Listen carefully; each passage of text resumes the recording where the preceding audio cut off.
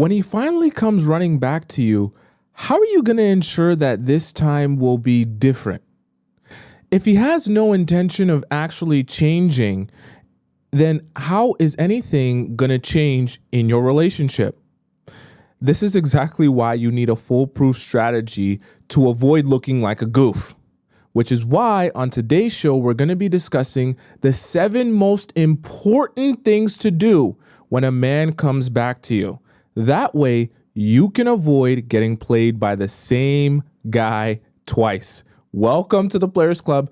If you're paying attention to me and everyone else in the live stream, please say here present so I know you're here present and actively participating. Welcome all of you beautiful souls.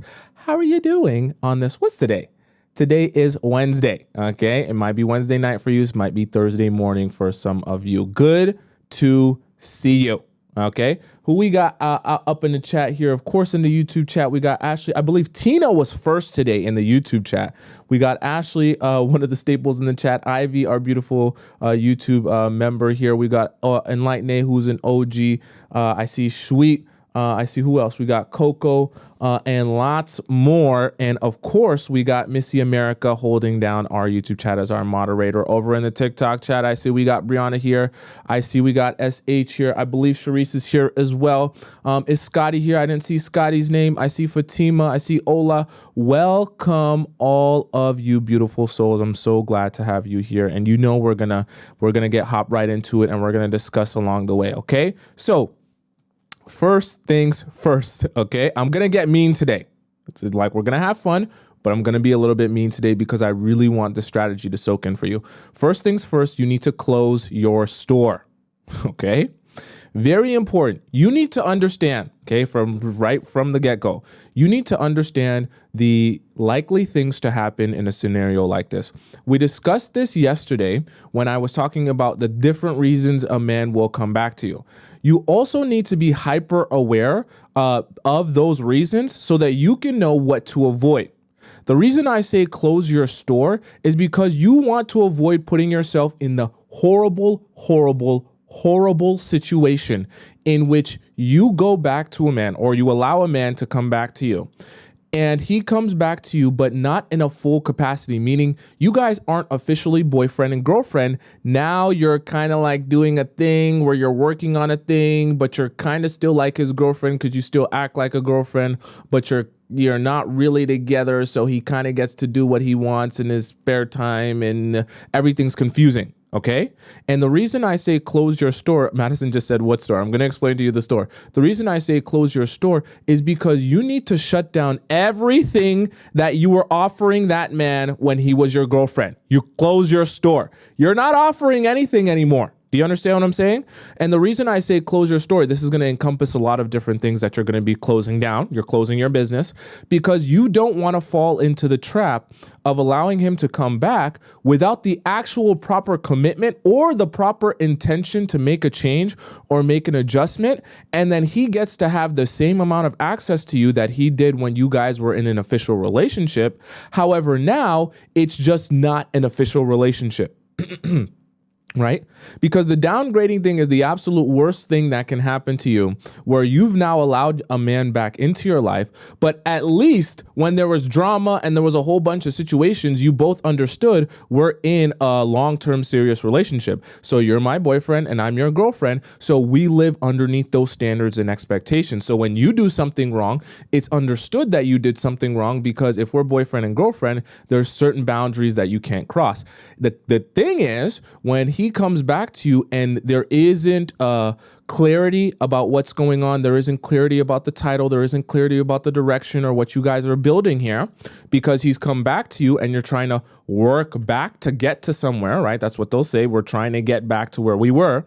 What's going to happen is you're going to forget in your mind, oh my God, there's no actual title. Oh my God, there's no actual boundaries here or standards or expectations, because I forgot that we actually broke up. Even though I'm talking to the same person and they still feel familiar to me, that doesn't necessarily mean that we're back in a relationship. So now he can actually go out and build new relationships with new people while I sit on the sidelines thinking that this is the same relationship that I was just in, but it's not.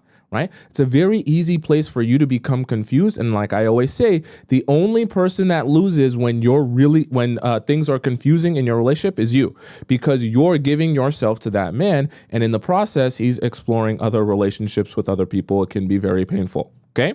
So when I say close your store, I'm specifically talking about two very important things. Number one, I need you to close your legs. Okay, this is not for it to be mean to you, but I do understand that obviously when you grow an attachment and you grow a relationship and you grow your intimacy with one particular person, they feel familiar to you, they feel like home to you, you become accustomed to being with that person in an intimate sense. So when he comes back to you after a month, after 2 months, he still feels familiar to you. That's not crime, okay? But what I want you to understand is if you're going to do this the right way, meaning if you're going to have him come back to you, but actually make a change and actually make an adjustment so the same thing doesn't just happen over again, then you need to be making sure that you identify that you are not giving him things that he was receiving from you as a wife or girlfriend, okay? Wifey treatment, girlfriend treatment, however you want to describe it, okay? So the very most important thing is you need to close your legs, because as we mentioned yesterday, very important, if you didn't watch yesterday's show, you have to watch yesterday's show because it directly applies to everything we're talking about today. It was just about the reasons. One of the reasons we discussed yesterday is guys are going to come back in seek of personal pleasure. Okay, you understand what I'm saying? They want personal pleasure because they realize that having easy access to you is not something that they can go out into the world and just obtain easily. They're going to have to do a lot of work. They're going to have to like a lot of Tinder profiles. They're going to have to respond to a lot of prompts on Hinge in order to get that access to that Squirtle that he was easily getting from you. So a lot of guys come back to you for the purpose of being able to continue getting personal pleasure. So that's one of the number one things you need to be shutting down. You close your store. It's closed for business, not open anymore. You can't purchase anything from here anymore. Okay. It's not available for order. Right. And you close your store, meaning you close your legs so that he doesn't get an opportunity thinking that, oh, I'm going to come back to you, say a couple of nice words, say some things that I know you want to hear that's in line with your Disney princess theme that you want to be, and make you feel good, and then go back to being able to sleep with you or having access to you that easily with just a few words and just a little bit of sweetness and kindness. You understand what I'm saying? You need to make it clear that if he is going to come back, because this is all what you're trying to do here. What you're trying to do with this whole strategy here is you're trying to determine, are you here present with me because you're trying to actually make an adjustment, make a change, and grow our relationship into a better version of that relationship? Or are you coming back to me just because your ego's hurt, or just because you realize things aren't as the grass isn't greener on the other side, or you can't get access any better bees than me? And now you're coming back to me because you just want to now you finally appreciate me now that you've realized you can't get anything better than me, type of thing.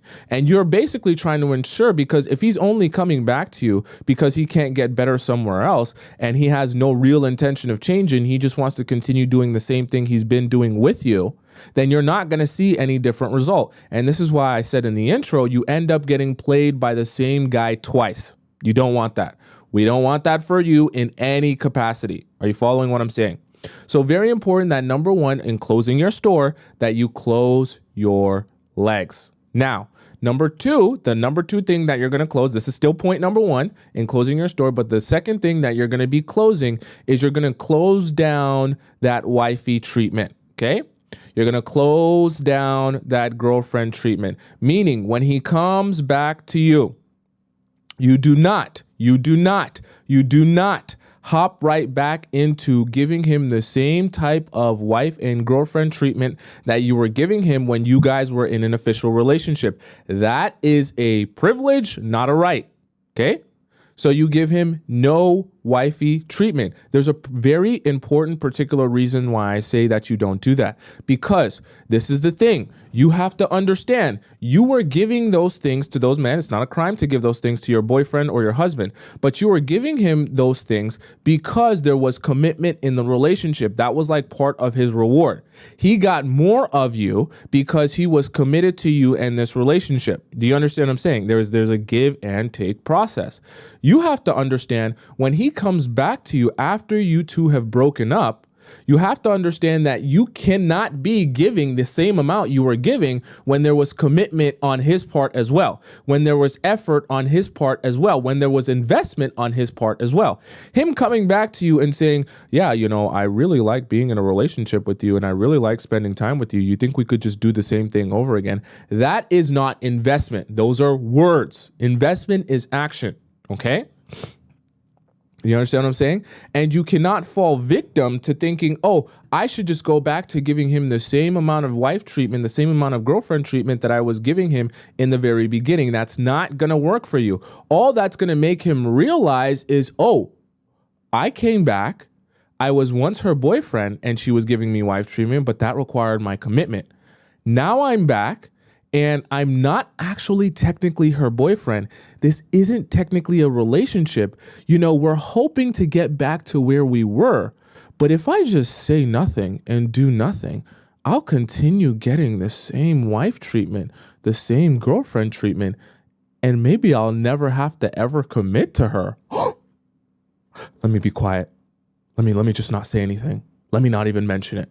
Maybe the longer I don't mention it, the longer I can continue getting that same treatment without putting forth that same effort. Okay, guys are going to attempt to do that. Like I say, they're going to attempt to downgrade you, and you can easily fall prey and victim to that when you hop right back into the relationship because he says a couple nice words to you, because he makes you feel good. And then all of a sudden you're like, well, okay, good. You made me feel good. So now I'm going to give you the same wife treatment that you were getting from me when I was your girlfriend. But now I'm not actually your girlfriend, but you're not thinking about that. You're just thinking about how good it feels to be back in this relationship.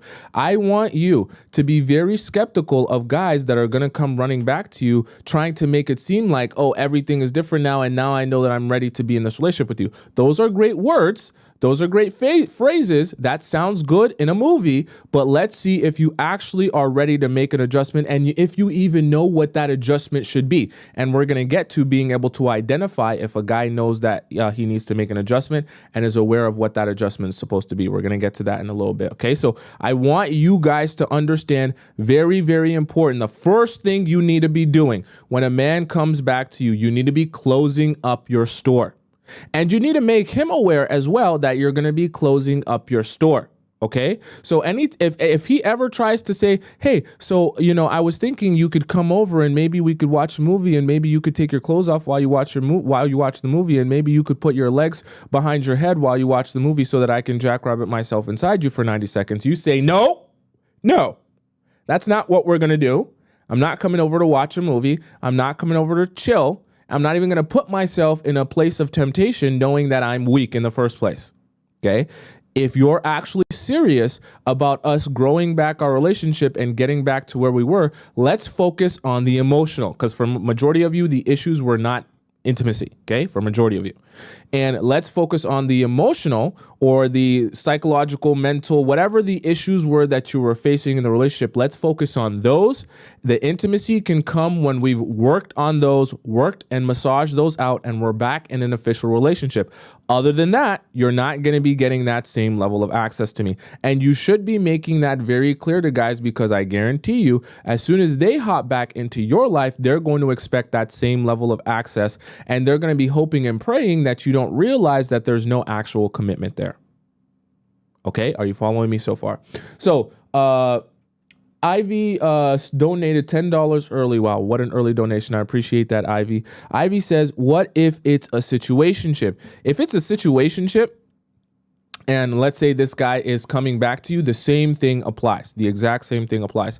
You need to identify if this was a situationship and this wasn't working out for whatever reasons that it didn't work out. And we're going to go through all of that part because it's part of the strategy. If you're identifying that and you know that, and he's not aware of that, he doesn't know why it didn't work out, and he doesn't know what things need to be implemented in order for you and him to see a change, then that means there will be no change. Okay, there has to be not just the intention to change. That's good. There first has to be, even before the intention to change, awareness of what the change required is.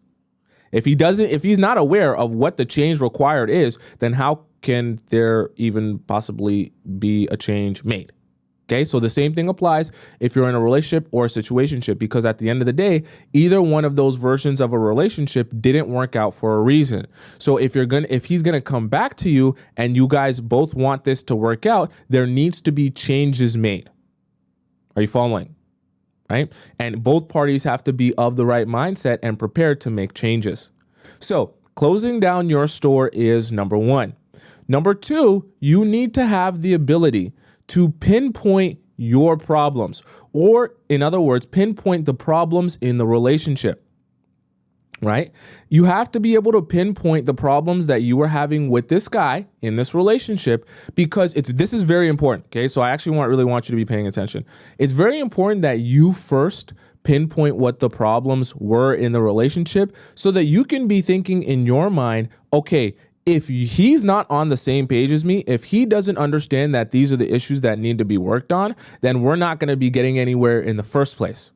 So you need to already have in your mind, I know what the issues are, whether maybe even in some cases it's on your side as well, and it's both parties, right? If you have to identify what are the issues going on in this relationship. That's point number two, Ashley, not point number one. I'm on point number two. Point number one just had an A and a B. Okay. So number two, pinpointing your problems is so important, because if you don't know what the issues are, and if you're not aware of what needs to be changed or adjusted, then you won't even have a clear understanding when he tells you what his intentions are and what he wants the relationship to end up as eventually, and what adjustments he thinks needs to be made. You won't even be able to identify, yes, you're correct. Those are the adjustments that need to be made. Those were the issues that our relationship was suffering from. Those were the reasons why we broke up in the first place. Okay. You need to have that clear understanding for yourself, because if you don't, then he's going to come back and just tell you a bunch of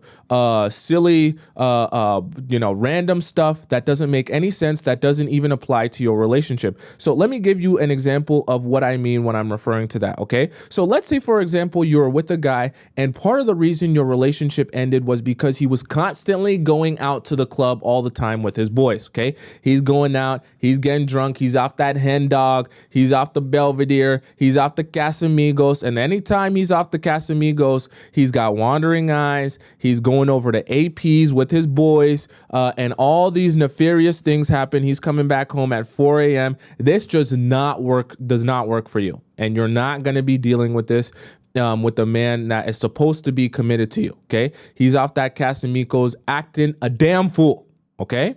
Let's say that was the reason why your relationship ended, or it didn't work out. He now comes back to you. Oh, I'm so sorry. Oh, I apologize for my behavior. I just want this to work out with us so badly. And I want to make sure that we can grow into our relationship. And I want to be with you. And I miss you. And I care about you. And I want us to work, right? You have to be thinking in your mind, one of the main issues, if not the main issue in our relationship, was you hanging out with your hoodlum friends, going out to the club, getting drunk, going to APs, and doing nefarious stuff.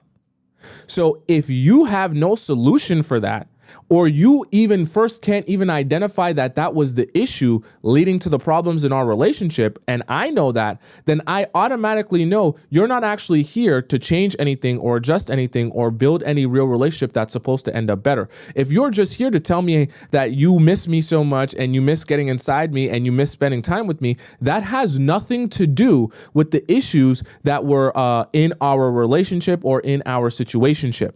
And if you're not here to discuss the issues we were having in our relationship and how those things are going to be adjusted or changed to see a different result, then you're not here for the right reasons. In turn, then you know I'm wasting my time entertaining you coming back to me. This is a waste of my time, because in the process of me entertaining you coming back to me, I'm only going to go through the same problems and the same issues that I just went through when we were in this relationship before. And now it's going to be worse, because I'm going to be wasting even more of my time, and I'm not going to have any commitment, and everything's going to be confusing. And this is just going to be a horrible experience for the second time, which will make it even that much more horrible. You understand what I'm saying? So you first need to be able to pinpoint your problems very, very, very clearly, so that you know if he's BSing you or not. Guys are going to come back. When they come back, they're going to hit you with a wave of emotion. I'm telling you this as a man, okay? I've done it before. Smart men, right? Intelligent men that know how to manipulate you and try to get what they want from you, they're going to come back and they're going to hit you with this wave of emotions by telling you all these sweet things. They're going to say everything to trigger you. They're going to make it nostalgic. We'll talk about nostalgia in a little bit. They're going to make it nostalgic for you. They're going to make it seem like they've missed you so much and they came to so many realizations of how badly they want to be with you and how much they want to make you a wife and how much they don't want anyone else but you, and it's going to feel so magical. It's going to feel so fantastical. You're going to feel like a Disney princess with a long, flowy dress. You're going to feel amazing. The problem with that, though, is that the guys are doing that on purpose. They want to hit you with a wave of emotion. So you're overwhelmed and you're not thinking about the situation logically or thinking about the fact that we actually ended our relationship for a particular reason. So if those particular reasons in which we ended our relationship haven't been solved, we are going to be in the same place in our relationship that we once were. Okay. I'm sure you guys have all heard the most famous quote from Albert Einstein. The definition of insanity is doing the same thing over and over again and expecting a different result. So if he comes to you and his only words to tell you is, yeah, I miss you so much. Yeah, I miss when you would have one leg up and one leg down, or I would hit it from the side. It was so good when I'd wake up in the morning and hit it from the side. Oh my God, your head game's so good. That doesn't do anything for you. That's not actually changing the environment, changing the situation so that things are actually different. It's the same reason why the guys come back and they only end up doing the same thing that they were just doing beforehand. And you're confused, like, how did I waste two relationships on you? I wasted the first one. It didn't work out. You came back and I wasted like a second relationship on you. A whole bunch of wasting time. Okay. And you don't want that, which is why you need to be pinpointing your problems first. Okay. So that you know what your problems are and the issues are in the relationship. So number one was closing your store. Number two was pinpointing the problems in the relationship. Now, number three is you got to stay single. Okay. Listen to me very closely. I know this is painful and I know this is not going to feel good. And I know this is hard to do, which is why I want you to pay attention because I know how hard it is. You must stay single. And even more important, you must make it clear to him that you are a single woman. And if a man approaches you and is ready to take you out on a nice dinner date and ready to show you the world and ready to do anything for you and you find him interesting, you're going to allow him to take you out. You're going to be exploring other relationships. Okay, I want you to be paying attention because this is very important and I want you to do this the right way, okay? And I want you to approach this the right way. The reason I want you to do this and I want you to stay single and I want you to make it clear to him that you're single and openly exploring other relationships is not because I want you to get him mad and get him to say, okay, I'm going to date other people. I want you to put him in a position where he says to himself, okay, you are clearly moving forward. If I am not urgent in my response, in my reaction to you moving forward, I will lose you. Okay? So that means I am going to have to light a fire under my butt and I'm going to have to get to work making sure I fix and adjust myself to be more in line with what she's looking for, because if I don't, she will move on from me. In fact, she's currently in a position where she's actively dating and exploring other people. So if she's actively dating and exploring other people, well then, and I know that I want her because he came back to you because he wants you, you're in a position of power. This is why it's very important. Give him nothing when you're in a position of power. Okay? I didn't say that you have to go out. This is why I want you to be paying attention. I want you to be listening. Okay? Have your ears perked up.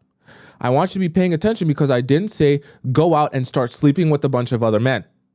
Okay? I didn't say distract yourself by drowning yourself in men. I didn't even say you necessarily have to go out on a bunch of dates. I just want you to make it clear to him that he does not automatically get you back in the same position that he had you as his girlfriend by simply saying a couple of words. No, you guys broke up. the relationship ended, whether it was you that ended the relationship or it was him that ended the relationship is over now. If he wants to come back into your life and have you in the same capacity that he once had you, he's going to have to do work for that. Remember I said you close up your store. If he wants your store to open back up, he's going to have to show you how badly he wants that store to open back up. Okay. It's very important that you structure it like this and you make it clear to him, you don't have me again just because you came back into my life and just because I'm allowing you to show me if you're serious. Okay. Don't let the guys in your life and the men that are coming back, don't let them confuse them coming back and you allowing them to show you if they're serious with them actually having you back. Okay. Ivy said ground zero, 100%. You want to make sure he feels and is perfectly clear on the fact that him coming back does not mean he starts off from wherever he left off in the relationship with you. He's starting from zero. Okay, that's very, very important.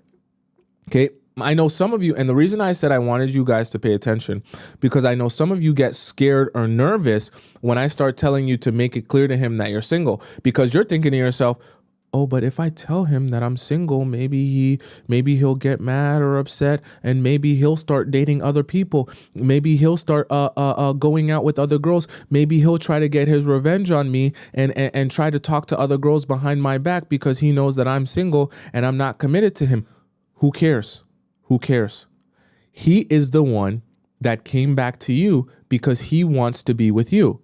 It then becomes his job to show you if he's serious about that. So if he becomes jealous or angry that you're going to stay single until he proves to you that he's ready to build this with you, then that is a clear sign to you that he's not actually serious about making a change and working on this relationship or doing anything hard. Okay, he just wants to have you the same way he had you. And if he can't have you the same way he had you before, and he has to do any sort of work on that, then immediately he's going to go, oh, wow, I'm going to start dating a whole bunch of women too. I'm going to start going out with a whole bunch of women too. Then you get to say, cool. You're the one who wants me back. So I don't care. Go ahead. If you want to date a whole bunch of other women, that's perfectly fine with me. And you want to go out on a whole bunch of other dates, perfectly fine with me. But then don't waste my time. Why come back to me saying that you still want me and then saying how you're going to go ahead and date a whole bunch of other people and explore a whole bunch of new relationships? Okay, so then you have no intention of actually building anything with me. I told you before. I know when I say this, some of you get scared because you're like, wait, but why would I do that? That doesn't make any sense. I told you before, if he is coming back to you, you're in a position of power.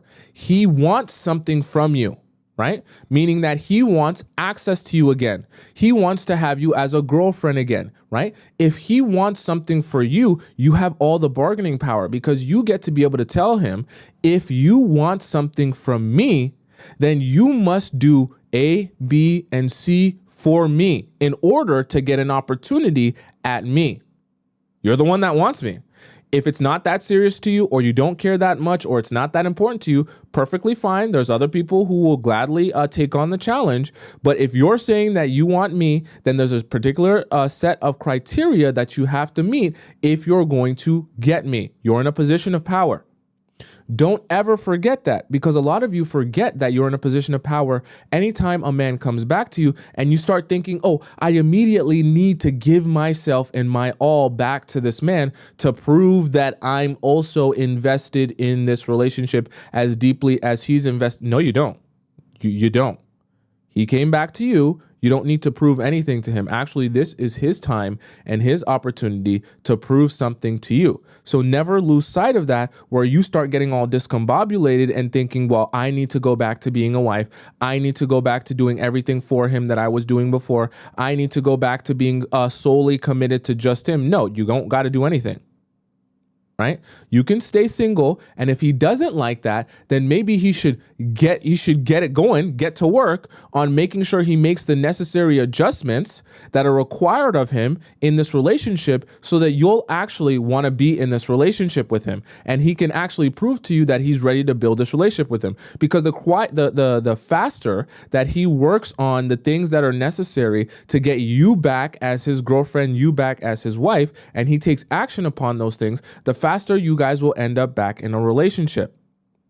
Okay. And so this serves a couple of purposes because he then gets a fire lit under his butt and he has some motivation to actually go back to having this relationship be in a status where you're officially together. That's the other thing that's very important. If he's coming back to you, you very quickly want to make sure, okay, if we're not a thing, then we're not a thing. If you really want us to continue being a thing and going back to being serious with each other, you have to show me you're serious. And only when you show me you're serious will you get the same amount of access to me that you once had. You have to keep something left, right, away from him that he can have motivation to escalate the relationship back to the point where it once was.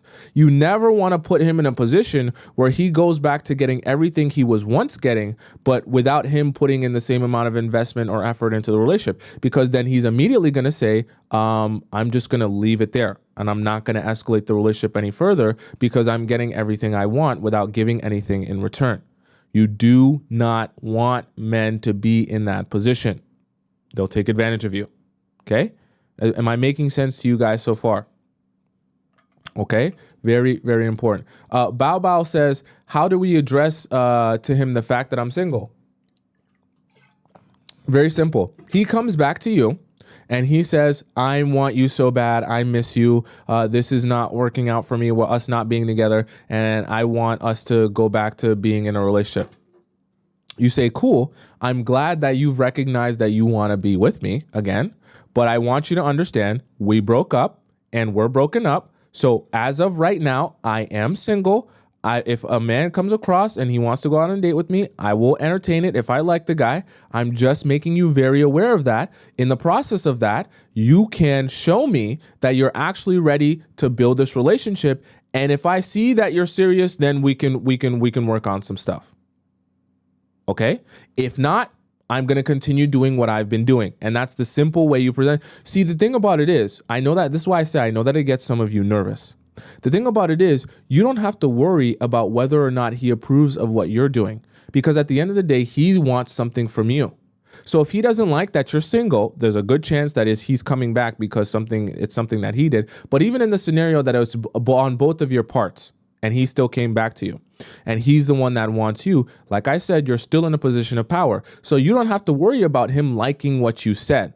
If he has a problem with you being single, he should get to work, get going on making sure that he does everything required of him so that you're no longer single and so that he proves that he's invested in this relationship and you guys can go back to doing what you were doing. Okay, you basically put him in prove-it mode instead of you being in prove-it mode, chasing after him and chasing after his validation. Okay, this is why I say you're like starting anew with this man. So number one was to close your store. Number two, you have to pinpoint your problems. Number three, very important, was stay single. Number four, okay, this is the part where you have to be paying attention. Okay, stop pooping time, like Ivy said, or was it Ashley that said stop pooping time? This is stop pooping time. Okay, so sit up in your bed, start listening, and listen very closely. Number four, you need to gauge his awareness. Okay, this is super duper important. When I say gauge his awareness, remember at the beginning of this, I told you that you have to be pinpointing your problems. Okay, and the problems that you guys were facing in this relationship. I told you that it's very important to pinpoint those problems because there's gonna come a point in the relationship where he tells you he wants to get back together, all that good stuff, and we come back to you. Now, you need to be gauging his awareness on, okay, you say that you want us to go back to where we were in our relationship and you want this to work out again and you want to build with me. Cool. That's words, but cool. Now, you want to be gauging his awareness by asking him questions because you need to be sure that are you even able to identify the reasons that our relationship didn't work out in the first place? Because if you're not able to identify the reasons that our relationship didn't work out in the first place, how can you have any sort of strategy or plan to make an adjustment or make a change so that we don't continue to see the same problems that we were once seeing in our relationship? it's super this part. That's why I say I want you all paying attention to this part, and it's stop pooping time, because this part is so vital and so important to your understanding of what reason he's actually here for. See, if you pinpoint, for example, let's say you pinpointed, like in the example I gave, that the problem was he goes out with his buddies, he gets drunk with his buddies, and all his buddies do is want to hang out at the club, and every time he goes to the club and gets drunk, everything nefarious and strange happens, and he's out till 4 a.m. And that's one of the issues, is going to the club all the time with his boys. If he comes back to you and you're asking him questions like, okay, so you say you want to get back, but how are we not going to see the same issues as before? You're not going to do the work for him. You're going to ask him, how are we going to not see the same issues that we did before in our relationship and just be in the same place? If he then says, well, we don't have to make any changes. I just know that I love you and you know that you love me. And this time it'll be different because we know how much we care about each other. I'm sorry, what? What does that even mean? We care about it. What type of adjustment or change is that? What type of strategy is that? We care about each other. We love each other. We want to be together. Well, that means nothing. Okay. And that should mean nothing to you when you hear that, because those are generic words, right? It's like a word salad, they call it, right? Those are the generic words that don't actually mean anything tangible. They just are meant to make you feel good about the situation and feel better despite nothing actually being better. Okay. Very tricky, very sneaky, but it happens a lot. You don't want to get tossed in a word salad. You're all confused and you just think, I guess things are better now because you said how badly we miss each other and how badly we want to be with each other. Okay. Because he's going to try to get you in a place where he said, girl, you know how much I miss you. Girl, don't you miss how we used to spend time with each other and we used to be cuddled up, skin to skin, and I used to kiss you on your neck and kiss you on your ear. I know you love that ear thing. And I know how you enjoy how we so close with each other. And I know how much you miss my touch and you miss my hands on your body, girl. That's all we need to work on. That's all we need to focus on. Once we get back to that, the touching and the feeling and being close with each other, everything will just fall into place, fall into place. And it'll all be fine once we're back together and once I'm back inside you, Jackrabbit, and myself for 90 seconds.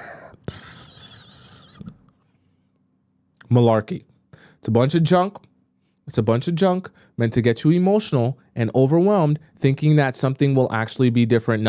There's no strategy there. There's no plan or course of action to actually make a change or to have something be different. Nothing. Okay? You can't do anything with what I just said. You can't do anything with that.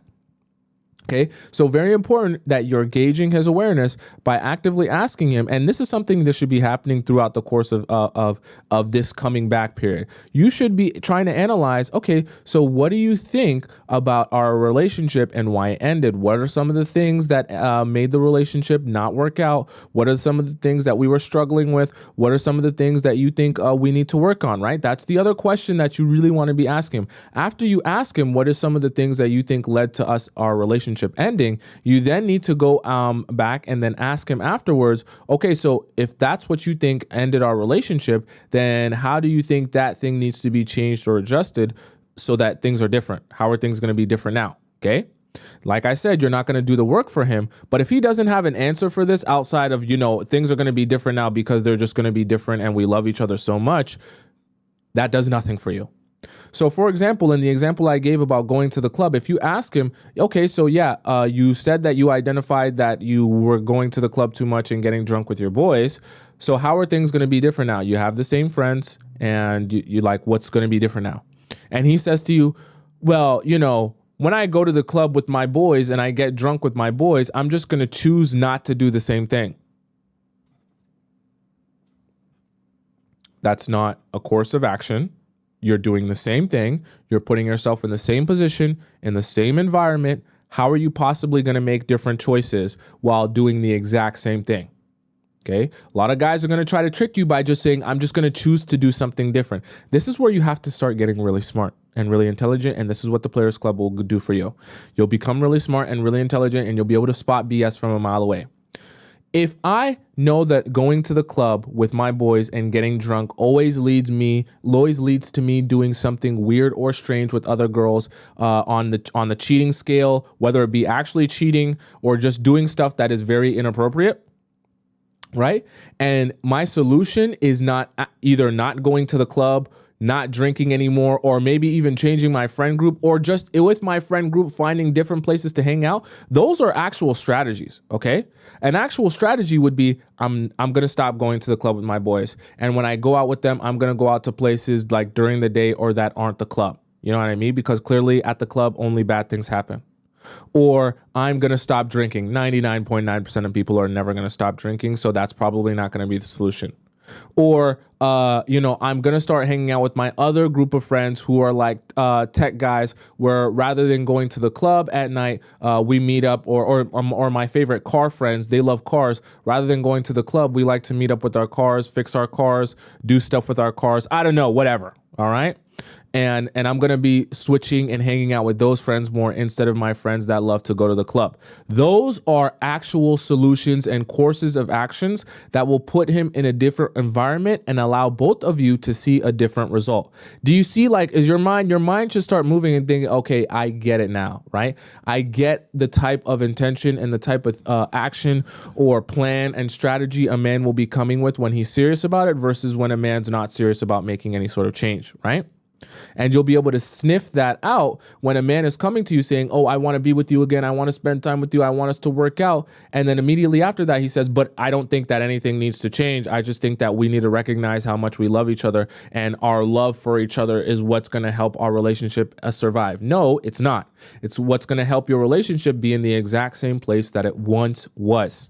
Okay, there has to be a strategy and a course of action, and you want to be gauging his awareness of that, because you've pinpointed the problems. Like I said before earlier in the strategy, you've pinpointed the problems. You know what the issues are. You know what the likely strategy is, but you're not going to be doing the work for him. Okay, so you're not going to be telling him this is your issue. You went to the club and you were drinking, you were getting drunk with girls, and you were going out and da-da-da. So you need to change your friend group. You need to stop getting drunk. You need to stop going to, do not do that work for him.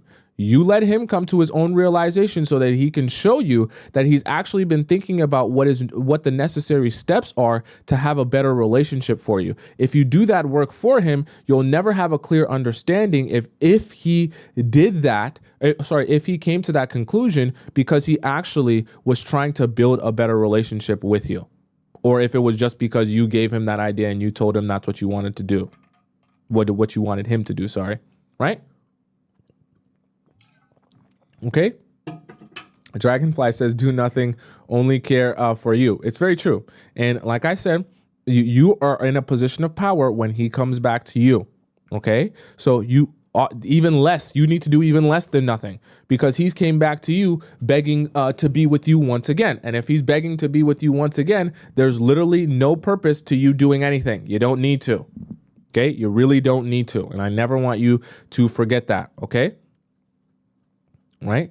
Kawhi says, I know it's hard for me right now. See, as you listen to the Players Club and you watch the show, it'll get easier and easier over time. OK, even if you don't have the courage right now, as you continue to hear my voice and watch and see my face, right, it will continue to become drilled into your mind and you'll never forget it. OK, so number one was to close your store. Number two was to pinpoint your problems. Number three, stay single. Number four, gauge his awareness. Now, number five, this is also really important, and I never, ever, ever, ever, ever, ever, ever, ever, ever want you to forget this, because this will ruin everything that you've been doing.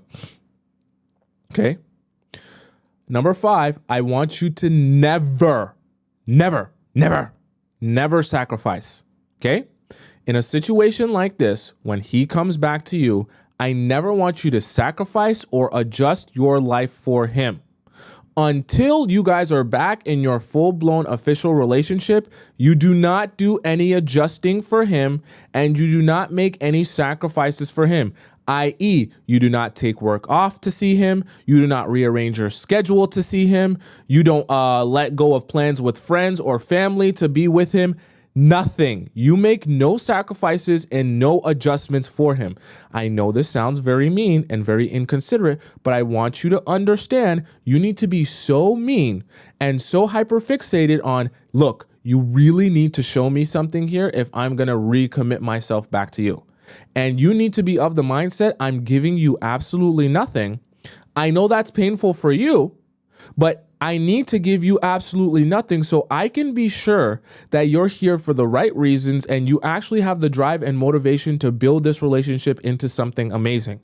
Because if you don't have that drive and motivation, then you're here for the wrong reasons and you won't even be motivated enough to actually make changes or actually make adjustments necessary for our relationship. Okay?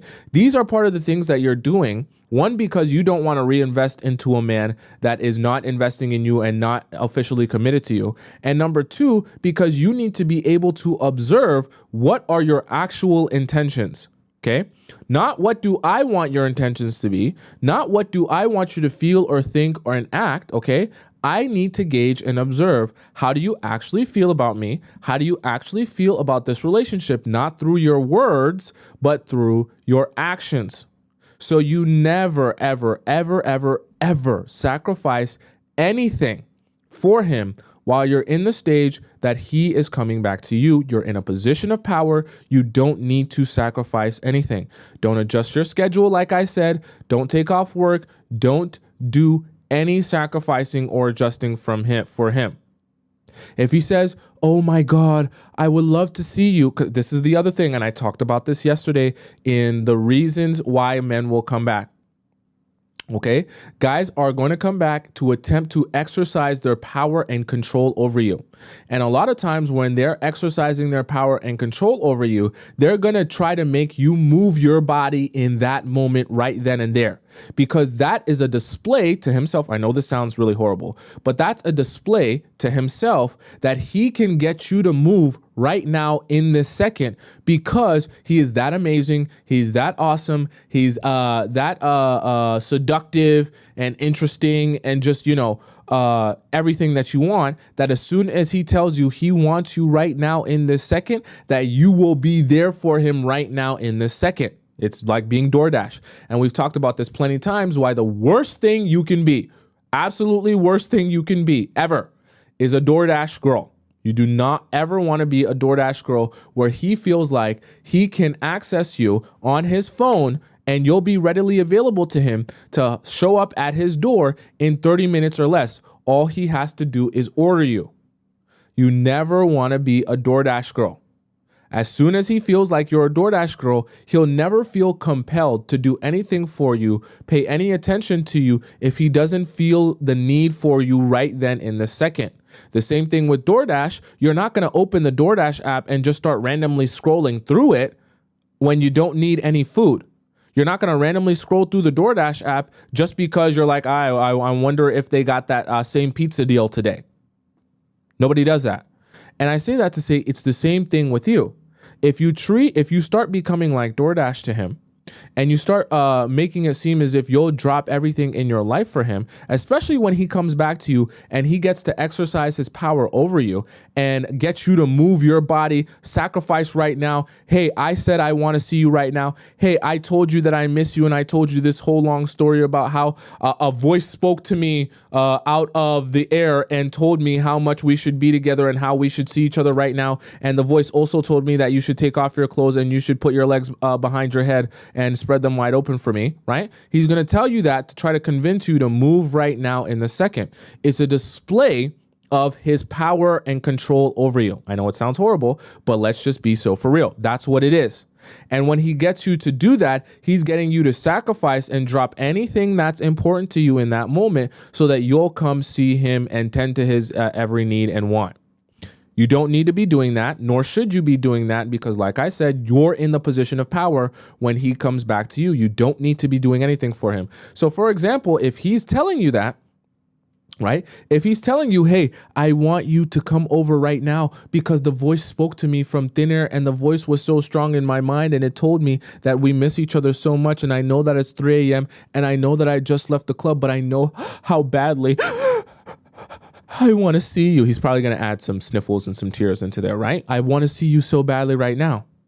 And then when you, in terms of sacrificing, right? When you show up at his door, he's going to say, great, that was a display of my power. And I know I can get you to move and do whatever I want, whenever I want you to do it, even if it's 3 a.m., even if you have work in the morning, even if you're super tired. But what you need to be doing is you need to say, no, if you want to come back into my life and this voice spoke to you, how badly you want to be with me and how badly you want to be in this relationship with me, I have work tomorrow. The next day after that, I have a plan with my friends. And then the next day after that, I have a family function. So if the voice is speaking to you so loud and clear and you know so badly that you want to be with me, then you can gladly wait for 3 days until I'm free. And then you can see me. We can spend some time with each other during the day, not at 3 a.m. when I actually have time, and you can plan and schedule me so that I can plan, right? Because I'm free at that time, and then I can actually be there.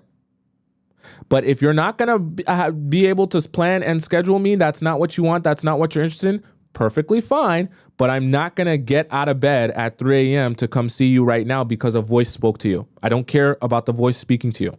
If the voice is speaking that strong, the voice can wait for 3 days. Because in reality, the voice that's actually speaking to him is not coming from up here. It's coming from down here in between his legs. Okay?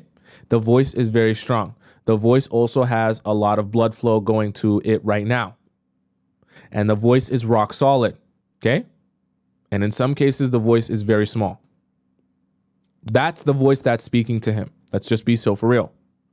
And that's part of the reason why he wants you to get up and move right now. Don't sacrifice nothing. Don't sacrifice a damn thing. You don't need to. Okay? Let's see here. We got a super chat in from Thado. Thado says, hey, gorgeous ladies and Tom, listening and driving, missed the comment section. Well, yeah, you're missing out on a lot. You know the commenters, especially the really ones that participate a lot, like Ashley and Ivy. They're really funny, actually. They tell a lot of jokes. So they're awesome. Comment section is awesome. I love all you guys.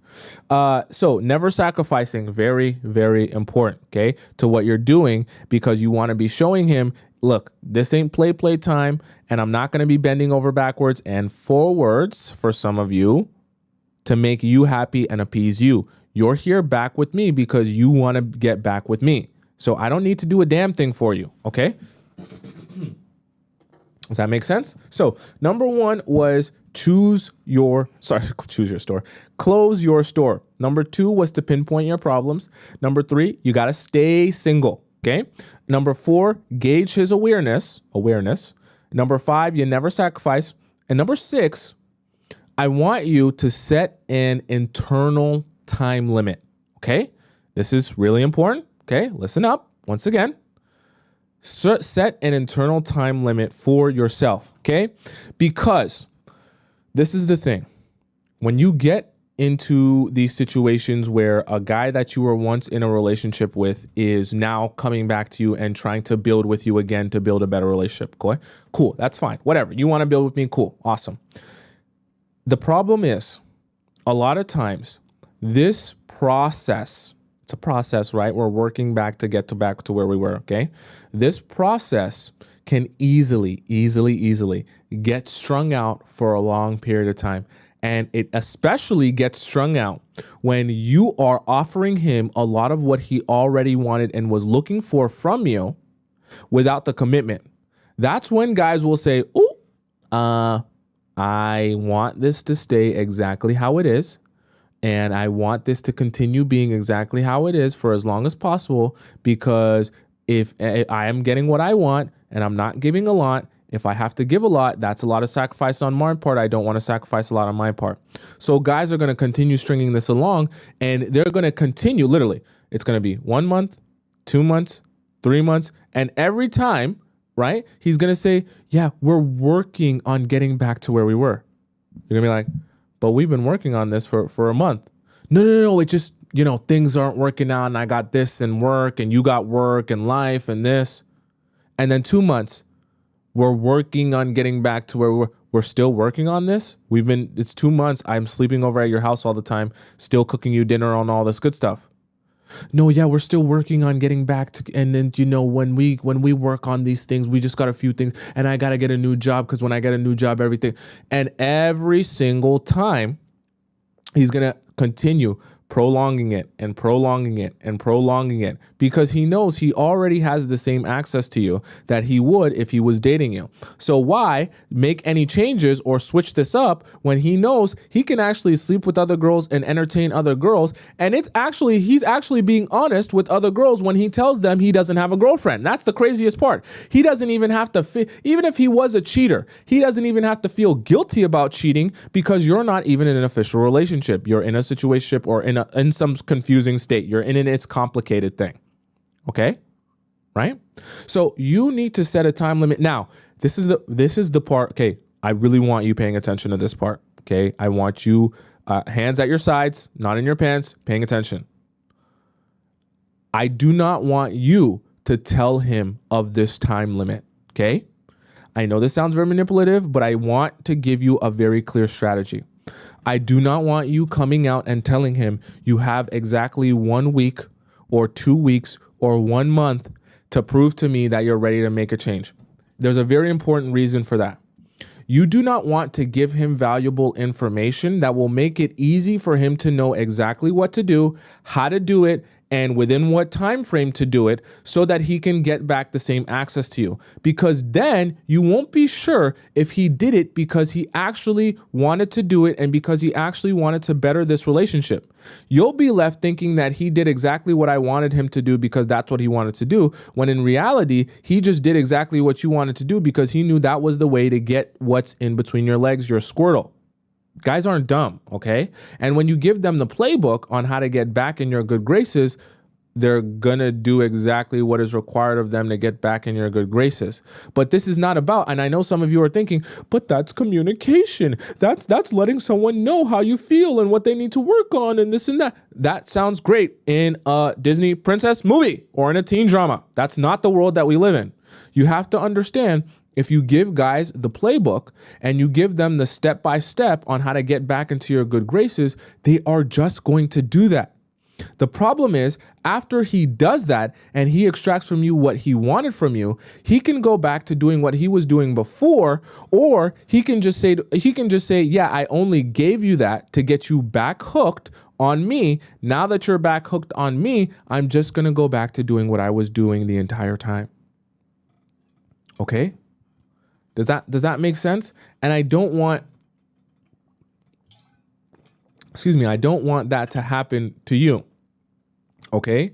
Where you're giving that guy the playbook and you're giving him the step-by-step and you're even telling him the time limit, and then he's knowing exactly what pace he should be moving at and exactly what he should be doing every step of the way. Remember, you're in a position of power. He's also asking something of you.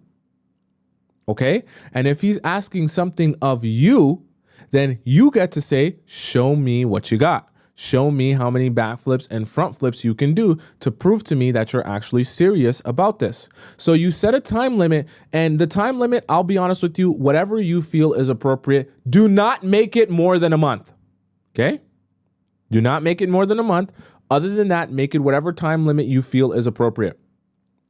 The reason I say don't make it more than a month is because if within a month you're not actually seeing like real changes, I'm not talking about, I didn't say words. If you're not seeing actionable changes in his behavior by 1 month, it's done. You cut that off completely. You don't talk to him ever again. You don't entertain anything that he says about, I miss you, I want to marry you, I want to make you my, it's done. It's done. Okay? So if in 1 month you have not seen any changes, or you've seen inconsistent changes, that could also be a thing, right? If you've seen that he makes a change for 1 day and then the next day, next week, he goes back to doing what he was doing, then he makes a change again for another day, then the next day, and it's constantly up and down, inconsistent, and this goes on for a month, done. It's done. It's done. Clearly, he's not serious about making the change or the adjustment, okay? So I want you to give it some time. But I want you to be clear that there actually is a change being made and implemented, not just it happens for one day, he's nice for one day, and then the next day it's back to the same thing. There actually has to be a pattern of behavior changed and actually have to be some sort of adjustment made through action, that you can see and be like, okay, I actually see that you're trying to make this work and you're trying to make a change because you actually mean what you're saying.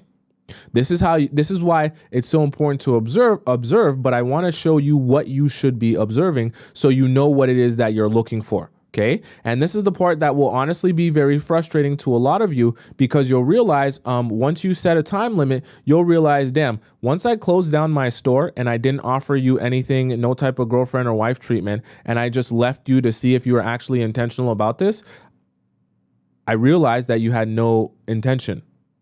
I realized that it was all just word vomit. I realized that you didn't actually mean anything that you said. It's a painful realization, but honestly, it's a good realization because you'll realize you weren't actually serious about coming back to me or building anything real. You just wanted this to go on long enough for you to get your access to me once again for any number of the reasons that we mentioned in yesterday's show. And once you got your access to me, that was all you were looking for. You weren't actually looking to make a change to build something real and long lasting. It's a good realization for you to have early on and as quickly as possible because then you prevent yourself from wasting a whole bunch of time. You following what I'm saying? Okay. By the way, thank you so much in the YouTube chat to, there's not a proper name there. It's just a bunch of letters. We'll just call it RJ. RJ donated $2 in the YouTube chat and she says, thanks. Okay. Thank you so much, RJ. I appreciate your donation. Okay. Appreciate all of you.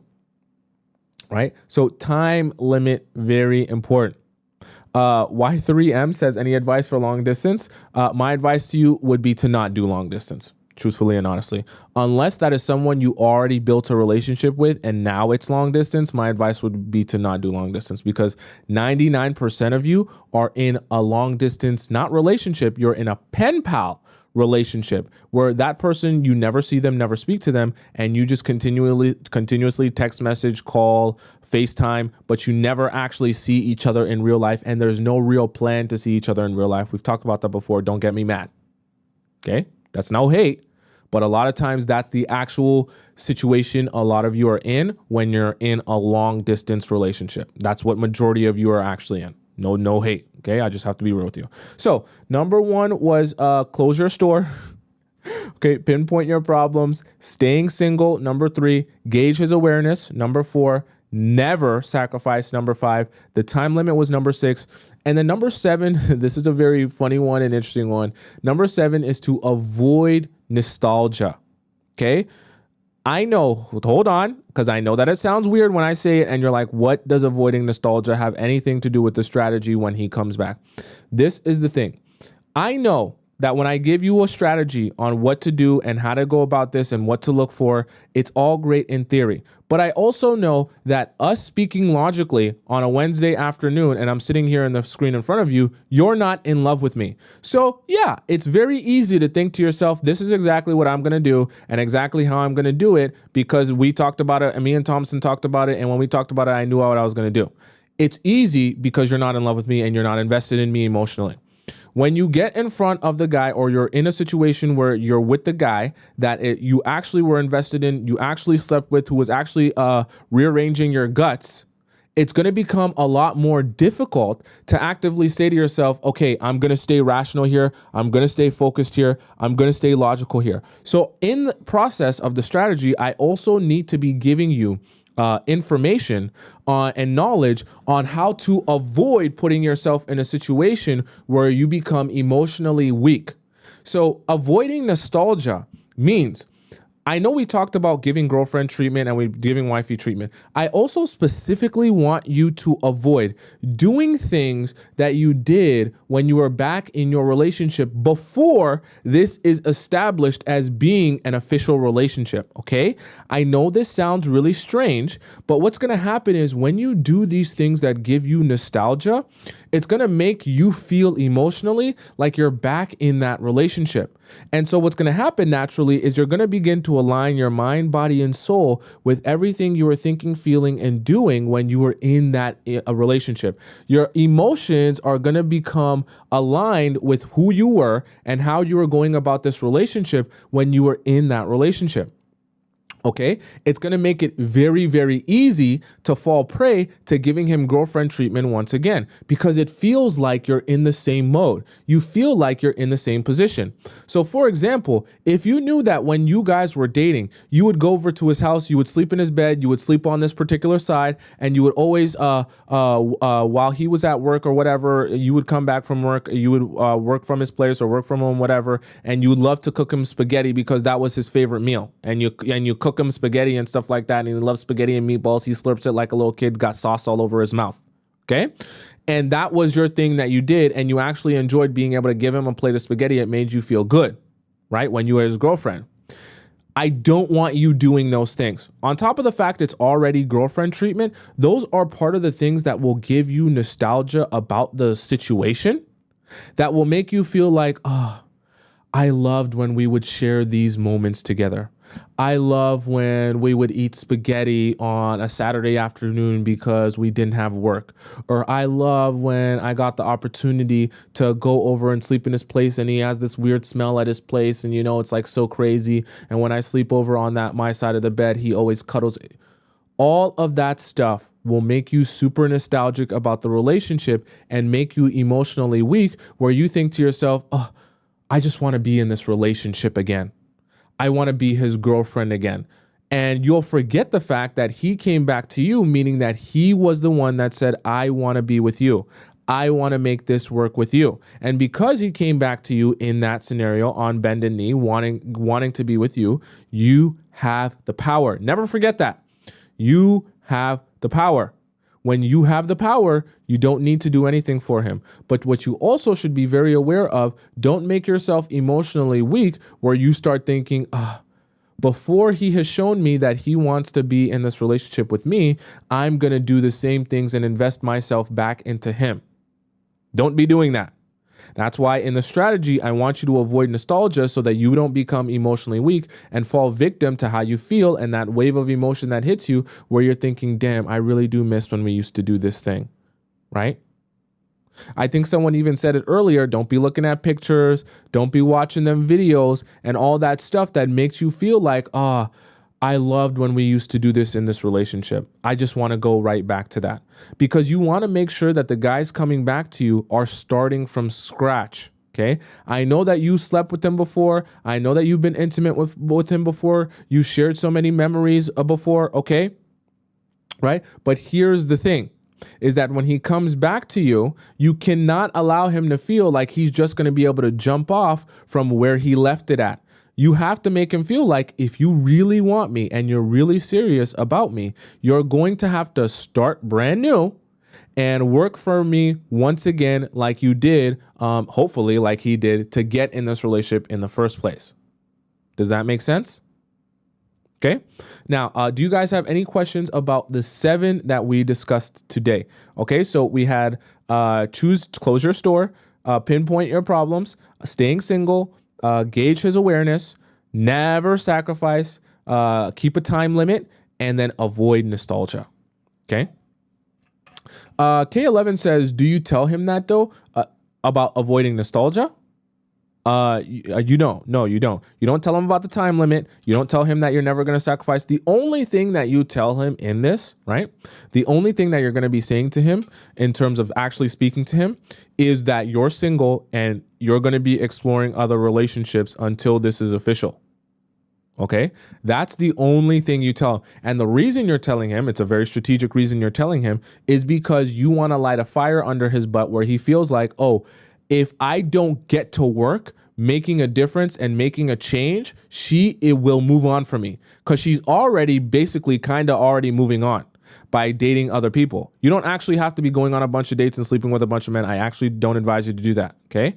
But what I want you to do is I want you to make him feel like there's a sense of urgency to get back to being in this official relationship with you. If he does not have a sense of urgency, he's not going to feel the need to make actual changes right now. And if he doesn't feel the need to make actual changes right now, then this is going to get strung along for so long and never actually materialize into anything real that you want in a relationship. Right? Alicia says, we as women, those really go through stuff with those stupid men who don't know what they want. I mean, yeah, you do, which is why we have the Players Club, so that we can help you not go through those things and have a little bit more clarity, okay? Real Life says, these steps are the best I've heard on the subject. Thank you. I appreciate that. Thank you so much. I really appreciate that, and I hope that you guys are able to get value from that. Alexa says, do we have to say this face to face? I would. Okay, you guys know me. You should know me by now. Maybe you're new here, Alexis. You guys should always know whenever I refer to saying things to people, having conversations with them, getting an understanding of them, everything should be happening in person, in three-dimensional space where you can see them, feel their energy, read their body language, all that good stuff. Do not, I'm actually glad Alexis asked this. Do not, none of you, do not attempt to do any of this over the phone and over text message. None of this, okay? I know some of you addicts are looking to implement everything that I talk about by hopping on your phone and texting it. It does not work that way, okay? Do not be a phone addict thinking that you can do and utilize these strategies and they're going to work how you think they're going to work over the phone. There's a lot of energy exchanging. There's a lot of reading faces and body language. There's a lot of context that goes on when we are face to face with people. It's so much more powerful, and it's how we evolve to grow and connect. All right. So I say that to say you're never going to properly be able to impact people or do the things that you want to do or move them in the way you want to move them over text or over the phone. I just need to have you guys keep that in mind. Never, ever forget that. Okay. Right. Alexa says, so if he wants to see us, we say yes just to tell him what we have to tell. So like I said, the only thing you're going to be discussing is that you're going to be single and that you're still single until this is official. That's the only thing you're telling him. Everything else is about your strategy on being able to observe. And in terms of if he asks you to hang out, you don't just blatantly say, I'm going to hang out with you when he asks you to hang. If he says, I want to hang out with you today, right now, or I want to hang out with you tomorrow. No, you're not free today and you're not free tomorrow. You have things to do. So he needs to wait a minimum of 3 days, schedule it in advance with you in order to see you. He doesn't just get to see you whenever he wants to see you and whenever he's free and available. It's when you're free and you're available on your time and your schedule. You keep your power in place, right? RJ says, I text because I like things in writing. Yes, I mean, that's good. It sounds good in theory, but in reality, when we're talking about moving and shaking people and making them feel things, you're never going to be able to really make someone feel something over text. I know it sounds amazing to be able to do that over text, but I promise you, you are way more impactful as a human being when you do things with people in person. That's when they'll actually be able to soak you in. Okay. Electric Field donates $20. Thank you so much, Electric Field. Electric Field says, what if, let me scroll up here. Electric Field says, what if he wants to be friends? I've always been your friend, but I don't want to be just your friend. What do you think about that response? If he wants to be friends, then you're wasting your time. Okay. I hate to, disappoint you, but if a man tells you that he wants to be friends, then that's a waste of your time to continue being in that relationship. Now, if he says, I've always been your friend, but I don't want to be just your friend, then that's a totally different saying than saying he wants to be friends. Okay. If he's saying that I want to be more than friends, then obviously he's implying that he wants the relationship to take a step further. So then you say, if you don't want to be, he doesn't want to be just your friend, and you say, okay, so then what do you want to be then? Let him lead. Okay, you don't say nothing. Let him lead. If you don't want to be just friends, what do you want to be then? If he can't be man enough to say, I want you and I want to be in a relationship with you, leave him. You can't do nothing with men who can't just come out and say, I want you. If he's too scared and too timid, oh, but I was hoping that you would just say it first. You say it first. You say you like me first. Come on. This is a grown man. He got to be able to say, I sees you and I wants you. You're only looking for those type of men, and I'm not trying to help you attract insecure men who have such little self-esteem that they can't just say to you, I sees you and I wants you. Okay? Nothing wrong with that. There's nothing wrong with that. Pursuing what he wants. Okay? Okay. With that being said, do you know what time it is? Do you know? Tell me in the chat, do you know what time it is? Because I know some of you don't. And I want to make sure you know what time it is. It's an amazing time. It's a fun time. It's time to get to know me and all the members of the Players Club. So if I ask you what time it is and you look at your phone, you look at your watch, you look at the clock, Alexa says 11:17 p.m. Clearly Alexis is new here. Nothing wrong being new, but you'll learn today what time it really is. You're going to learn today. Okay. Because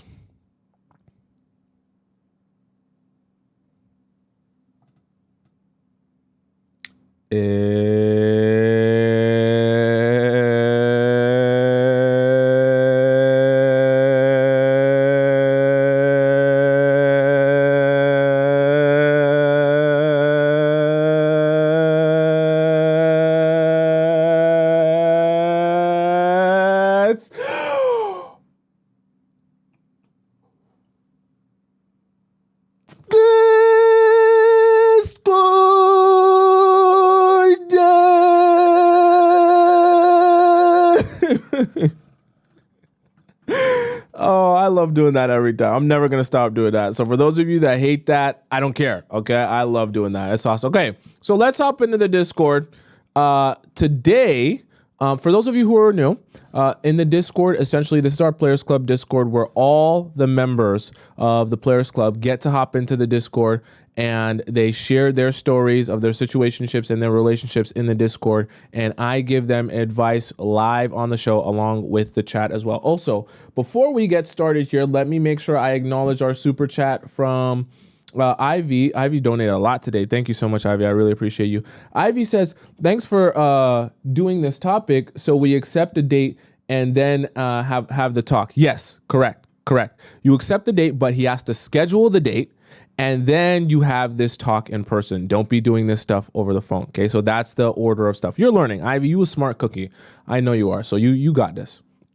Okay, so let's go down into the Discord. By the way, guys, if you want to submit your question into the Discord, maybe you're new here or you haven't got a chance to submit yours, you got a situation. If you're on TikTok, just go into the link in my description and then on my main profile. And then if you're on YouTube, just go down into the link in the description, or if you're live right now with me, just go into the pinned comment at the top, okay? And you can ask your question in the relationship advice section of the Discord, okay? Let me make sure that I got this, okay, right here. Okay, so this is in order of the date that they were posted. I believe this is the next one. Yeah, we did, Tina's was yesterday. I think I accidentally opened that one. Okay, so this is, no, that one was deleted. Okay. Next here, so here we have, starting off today is Alina, okay? So, Alina says, everything was great until it wasn't. All right, Alina. Hi, Tomisin, I'm your new subscriber. Welcome. Now I watch all your videos and take notes like a good student. I'm glad. Okay. Wish I found you earlier though, because I made a couple of mistakes and don't know if I can change the dynamic now. I hope, Alina, that you're here in the chat today. I would hope so. But I'm optimistic and remain hopeful. Me too. Anywho, I'm 25 and this guy is 27, and we've been dating for about a month now. Okay. And at first, everything was going perfect, or so it seemed. We met on a dating app. Usually doesn't end up perfect, but let's go on. And after our date, I didn't like him that much. Nothing wrong with that. That's perfectly fine. I was still thinking about my ex and comparing this new guy to him. So that means that you have healing to do, okay? Because if you're going on new dates with new people and you're only able to think about your old relationship, that means you're not really over your old relationship. My first impression of him was that he's good looking, okay, respectful, kind, and a smart guy. But still, he was not what I was looking for exactly. I even wanted to ghost him after our first date, but he put my umbrella in his backpack so I wouldn't have to hold it. And I forgot to take it back. Oh, damn. So we had to meet again because of the umbrella. Was it really, if you really didn't like the date that much, was it really that serious? I mean, the umbrella is probably what, $25, $30? I don't know. Also, I talked about him with my mom and told her how our date went. She told me to continue talking to him and see how it goes. Yeah, I guess. I mean, advice from mom, but if you don't like him, then you don't like him. People can't convince you to like him. Anyways, so we continued talking. He texted me 24/7, called, FaceTime me every day, and I started liking him more and more. No, I think what you started liking is him pursuing you more and more. And that's what I think you're starting to like, because there's a difference. And this is actually something I've learned from all of you. There's a difference because sometimes you guys like the guy and sometimes you like the pursuit from the guy. That's very different. Sometimes you guys don't even like the guy at all. You just like his pursuit. Then he asked me out on our second date. All this time, we talked about some serious stuff like our goals and how we view a perfect relationship, even marriage. Our goals were the same. We wanted to build a healthy relationship and have a happy marriage in the future. We discussed the roles in the relationship and how we'd solve some difficult situations and conflicts. This is great. This is great. Actually, this is amazing types of conversation to be having. This is way better than him telling you how beautiful your eyes are and how your dump truck just looks so amazing in your tight jeans and how he can't get enough of you and you're like everything he wants in his life. This is way more productive conversation. So that's good. We had a deep conversation in real life as well during phone calls, as during phone calls and text. Everything was great. The chemistry was amazing. I felt like a princess with him and I was finally happy. It feels like you're setting this up to go really downhill. I got real comfortable and made a mistake of letting my guard down. Uh-oh. We kissed on our second date, so I felt like I got him. Okay, kissing's not a crime. You're an adult. It's all good. Kissing, I don't think, is that big a deal. On our third date, he told me that he really wait, how old are you? 25. Okay. On our third date, he told me that he really likes me and I'm everything he wanted. Okay. Cool. That I'm perfect and he wants to love me and make me happy. Okay. It's getting a little bit suspect. Like, I get that he likes you, but he's laying it on a little bit thick here. This is the third date. But he's scared that he wouldn't be able to provide for me and give me everything I need. Important note, I make 4 times more money than he does. Wow. I think in the entire Players Club, I think that is the biggest disparity in income that we've ever had. 4 times the money that he does. That's insane. Is he working at McDonald's or are you just the CEO of a Fortune 500 company? What's going on here? It's one of the two. Since he changed his field and doesn't have much experience to make more money yet, but he's a hardworking man and does everything to change it. You're in a tough position now. This is a tough position for you. He also told me that he is exhausted and has to wake up at 4 a.m. every day to get to work. And since we live 2 hours away from each other, it makes it even more difficult to see each other often. I'm cringing because this is a tough situation that you're in. I was really confused and mad at the same time because I thought he's BSing and trying to find excuses to not commit to me. So I just left. Let me tell you, he was running after me and begging me to give him a chance. This is good. You're in a position of power. He was telling me that he could fix it and make our relationship work. It's funny how men come to solutions when they really want to. He got me an Uber, and after I got home, I ignored his messages and calls for a couple hours. You a meanie. You a mean girl, Elena. Okay, I like it. He was texting me, begging me to give him a chance, telling me that he's scared of disappointment and stuff. So I didn't know better than being a good girl. Wait, what? I didn't know better than being a good girl and believe him. Okay. Okay. I gave him a chance and started supporting him. I told him that I don't care about money and we can make it work as long as he actually cares about me and wants to make it work. Okay. I'm not saying that you're lying. I just want to ask you, do you actually mean that? Okay. I know you said he's a hardworking man and everything, but if he does not have the, let's just say, skill set to ever get to a point where he's making equal or close to the amount of money that you're making, let's just say that his line of work is just never going to pay that much, then I know that you say you don't care, but are you truly willing to accept the idea that for the rest of your relationship, you will essentially be the breadwinner? I'm not saying that it's, a relationship can't work that way. And I'm not saying that you have a horrible relationship if that's your relationship, but I'm just asking you, are you truly prepared for that to be the rest of your life? Okay. This is assuming that he's not like working on a business or working on something that could actually generate him eventually more income than you make, right? Assuming this is how it's essentially going to be for the rest of your life. Is like, are you actually genuinely, like, deep down in your heart okay with that? If you are, that's fine. But if that makes you cringe, the idea of that for the rest of your life, you might have to do a little bit of reconsidering here. I started talking to him even more, texting him, even invited him over. It's fine. You like him. It's okay. By the way, he told me that we should not have pineapples until we're in a committed relationship.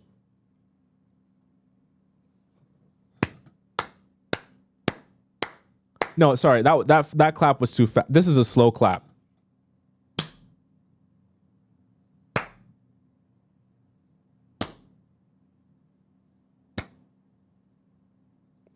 I can't. Wow. He really likes you. He really likes you, Alina. You must got that everything. I was gonna say that dump truck, but it's not just about your. You must got that everything. That personality. That you got to be 10 out of 10. Okay, because he's telling you let's not have. Basically, okay. I don't know if you guys remember what I said about that quote about the dog and how it's really disappointing for men essentially to sleep with a girl they really like on the first night. What he's basically saying is, I like you so much, I do not want to disappoint myself by sleeping with you. That way I won't be inspired and continuously motivated to make this relationship work.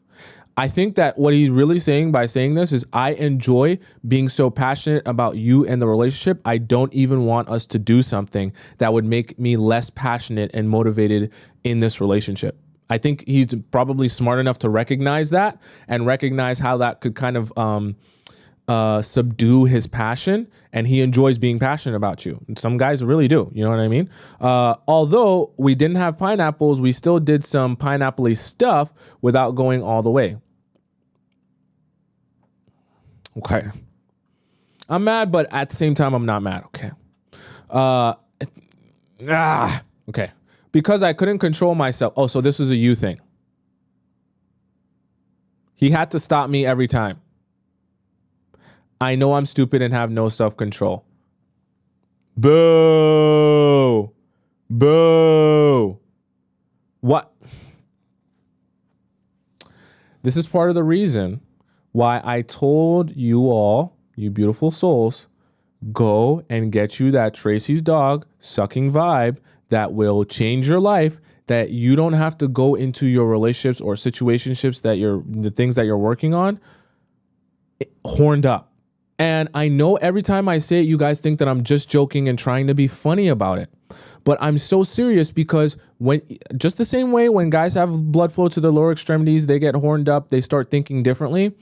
The same thing happens to you. Of course, yours is not really just about being turned on physically by how someone physically looks, but as you begin to build an emotional connection with someone and build that emotional intimacy, your squirtle starts getting really lubricated. It's not a crime, but your squirtle starts getting really lubricated. You start building fantasies around that person. You start thinking about them more and more. And it gets you like, you go from a natural state of not being in an intimate relationship and you're not as horned up.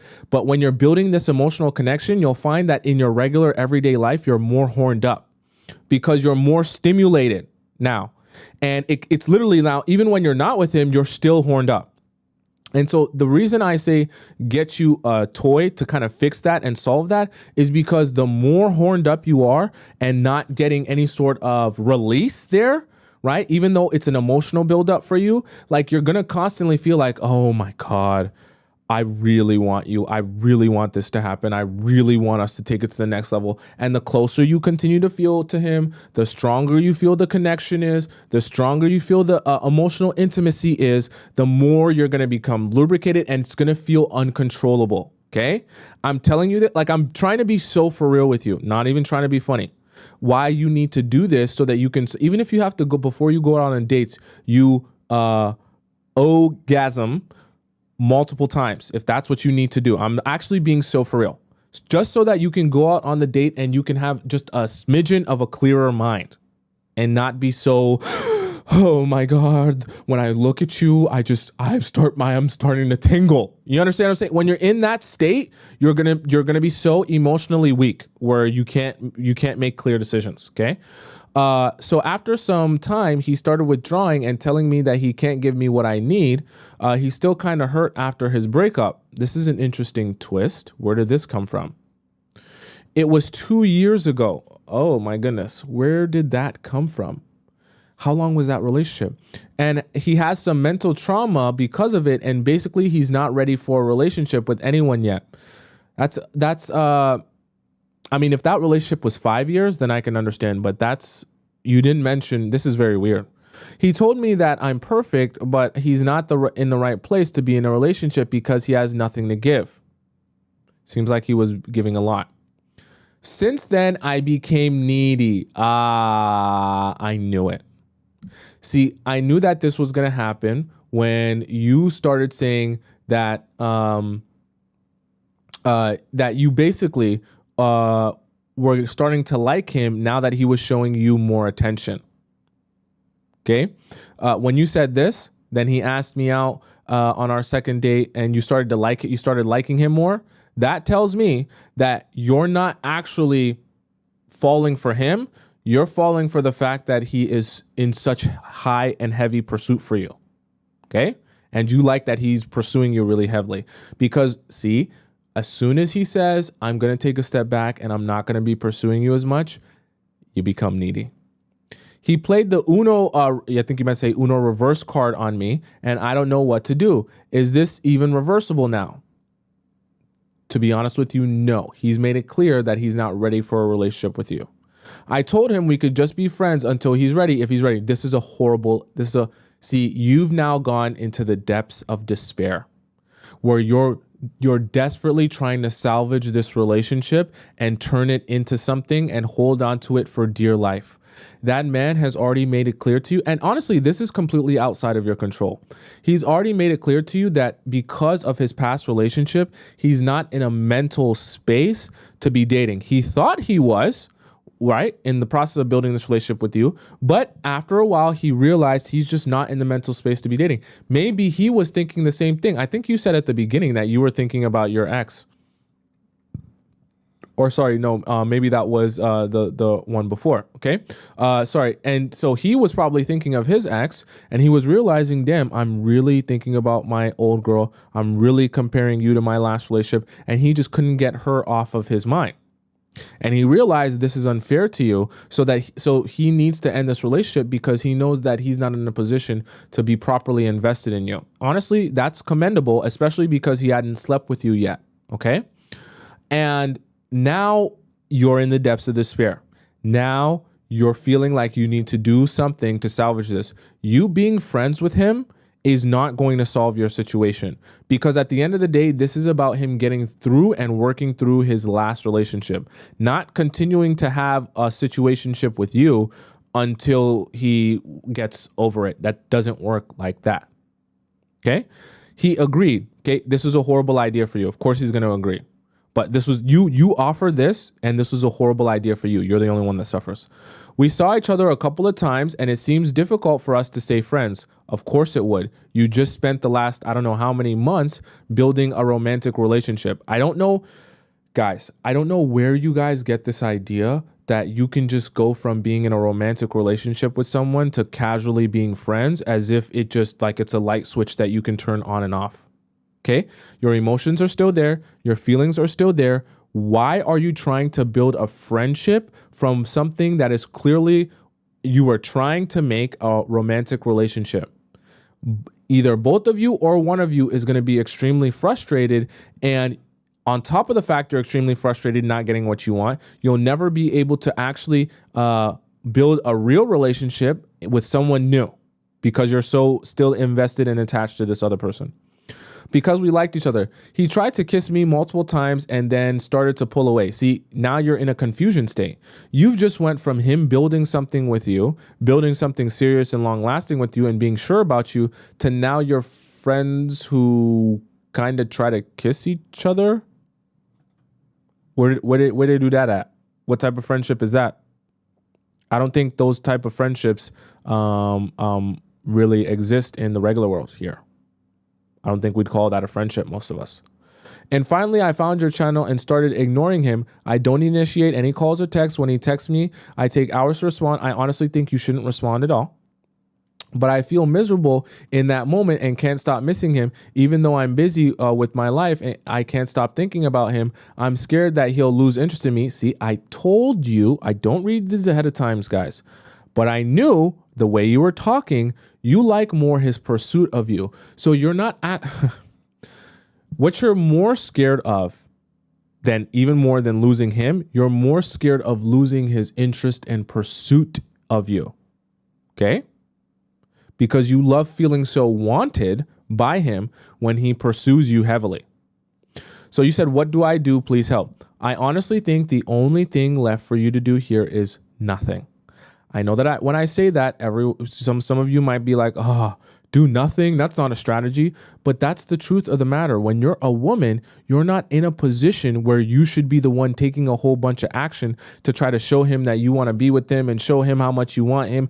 None of that is going to do anything for you, especially in the situation that you're in, Alina, because he is the one who said, I have a situation with my ex that I'm not over, and until I get over that, I can't build a real relationship. So then you have to put your foot down and say, okay, until you are over your ex, you get no access to me.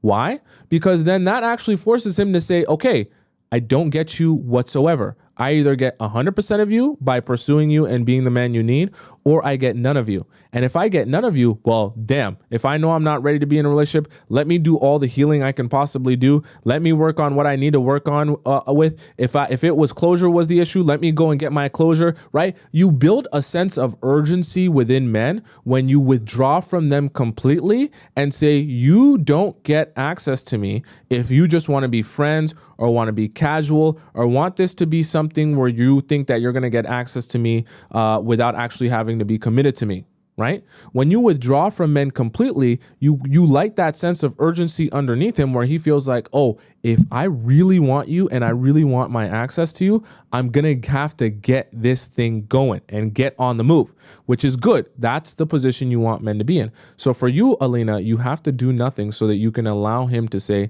if he really wants you, build up that sense of urgency and get to going on healing and working on the things that you need to work on so that you're no longer missing your ex, so that he can finally build this relationship with you. And even more sense of urgency because, hey, you might come back and I might already be in a new relationship. So let's see if that works out for you. Okay. You gotta let him cook and you gotta let him be the one to say, I'm ready now. There's no version of a relationship where you can force him to be ready earlier than he's ready. Okay, next we have here, let's see. Okay. Next we have here Silly Willy. I think we did a Silly Willy before, but I think this is Silly Willy's second time back asking in chat. So Silly Willy says, no compliments. Okay. So the guy I've been dating for 3 weeks has been consistent with reaching out first on basis of every day to talk to each other every day. I've been on a trip for the last 2 weeks and he's still been this consistent. Good sign, but very dry over text with the exception of random calls that are not dry. The thing I'm concerned about is the fact that this man doesn't really compliment me or like my Instagram photos.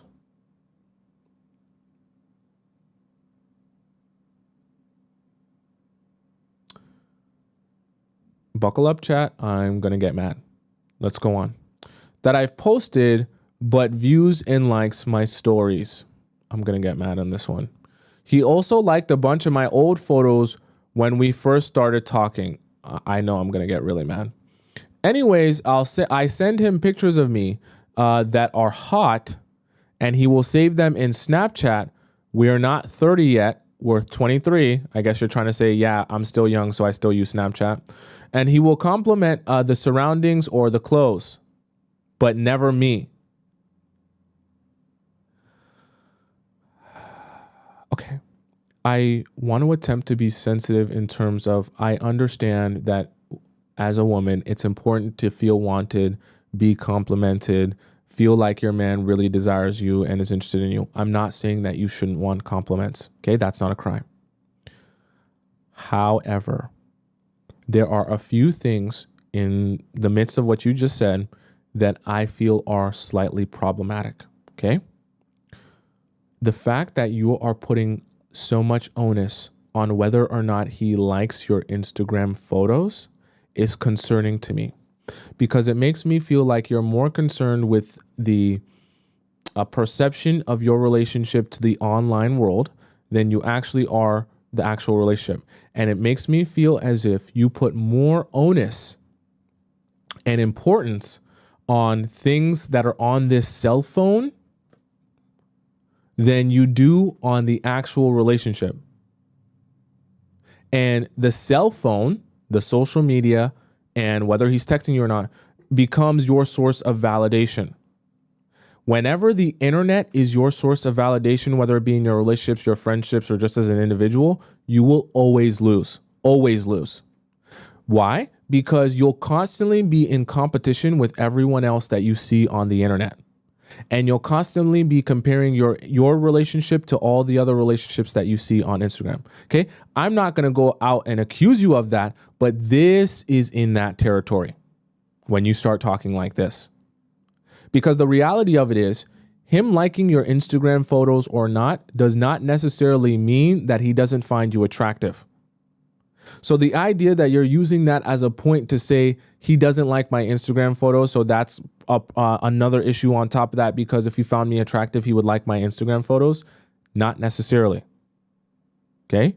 And it's not that big of a deal whether he's liking your Instagram photos or not. You can still have an amazing, strong connection with someone, even if they're not liking your Instagram photos. I know when I'm talking about this in the chat, some of you are like, this is so silly.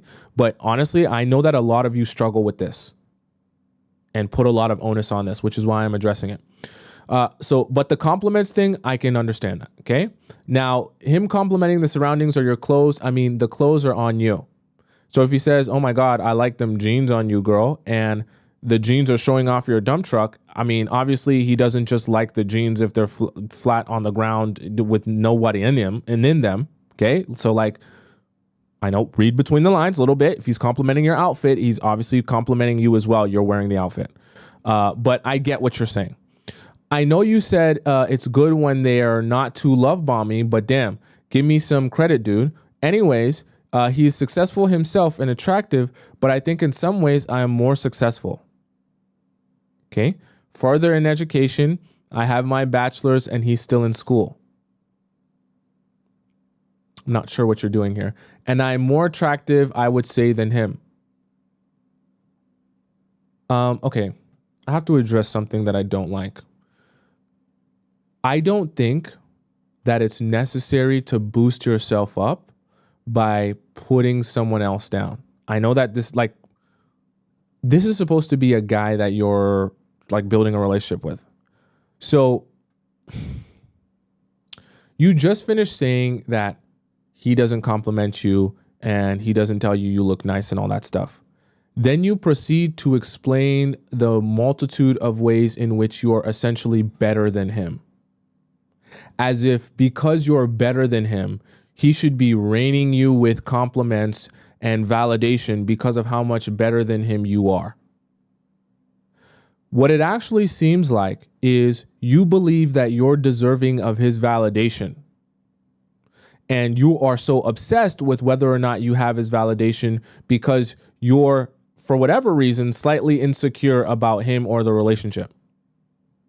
Because I just don't see a reason why you would go on to talk to us about how you just basically said the reasons that you're better than him and the reasons why essentially he should be worshiping you and validating you and complimenting you like crazy because of how much better you are than him. I just don't like that. And I don't think that you're bringing the right mindset to the relationship if that's how you're thinking, because it's not meant to be a competition between you and your man. You're supposed to be bigging him up. Anyways, that's a side note. Maybe for some of you that doesn't make any sense. But on the other hand, he is playing D1 football. Okay. So you just finished talking about how the ways that you're better than him. But if he's playing D1 football, I don't know his skill level. But if he's playing D1 football, you do realize those are the people who are first in line to go to the NFL. He may or may not be good enough to make it to the NFL. But if he did make it to the NFL, he would be making a significant, substantial amount of money and be very successful, at which point it won't really matter how attractive he is when he's making over $1 million a year. Anyways, let's go on. I get the vibe that we're also, by the way, if he's playing D1 football, that's a full-time job. It's actually even more than a full-time job. Trust it from someone who played college football myself. So he's obviously not going to be able to have other things like work or a full-time job because he already has one. He's also likely on scholarship if he's playing D1 football. So he's getting his school paid for. When he gets out of school, he's going to have no debt. Anyways, I don't know why I'm ranting here, but it just kind of bothers me that you said that like that. And it's not like this guy's a bum. I get the vibe that he is used to. I get the vibe that he used to never get girls. Why do you get that vibe? Didn't have his first kiss until 19. Okay. And now he is just getting attention. I'm confused though. Why are you continuously talking down on him, but then you're talking about how he never compliments you? Maybe he is trying to humble me because he thinks I get too much attention. That's the conclusion you came to? I'm literally only talking to him. So is it a good sign he's not love bombing me with compliments and such, or is he insecure? Help. I don't think anything, Silly Willy, I don't think anything you described here really shows me or makes me think that he's insecure about anything. To be honest with you, and if I'm actually going to help you, I have to be real with you. It actually sounds more like you're the one that's insecure, because all he's doing is living his life, playing his D1 football, trying to get to wherever he's trying to go. And you're the one that's bothered that he's not complimenting you all over the place, telling you how beautiful and amazing you are and making you feel good about yourself. So then my question becomes, and this is an honest question, why do you feel like you can't feel good about yourself unless he is complimenting you? I mean, if you guys are going out, first of all, it's only been 3 weeks, right?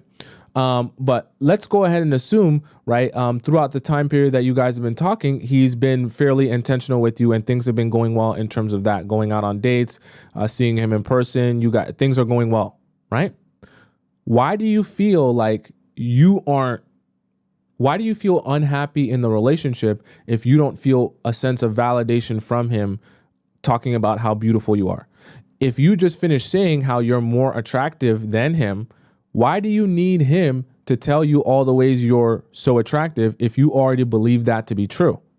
I'm not saying that you shouldn't want compliments from the guy that you're dating or the guy that you're with, But for you to say how he doesn't compliment you and then go on to say how you're so much more better than him, as if to imply that that's the reason he should be complimenting you, I just feel like it's very misguided energy.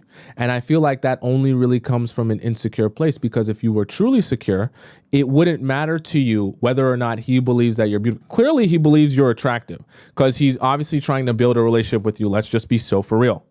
So I don't think that it's actually that you really think he doesn't find you attractive.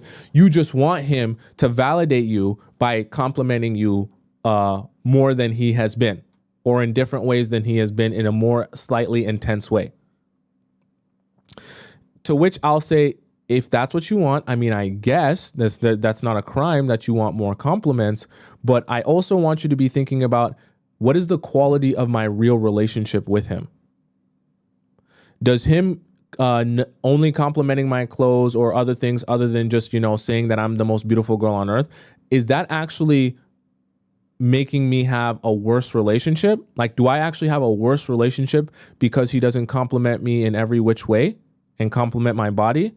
Or is my relationship with him still good despite the fact he's not love bombing me, and despite the fact he's not saying, "Oh my God, you're the best thing since sliced bread"?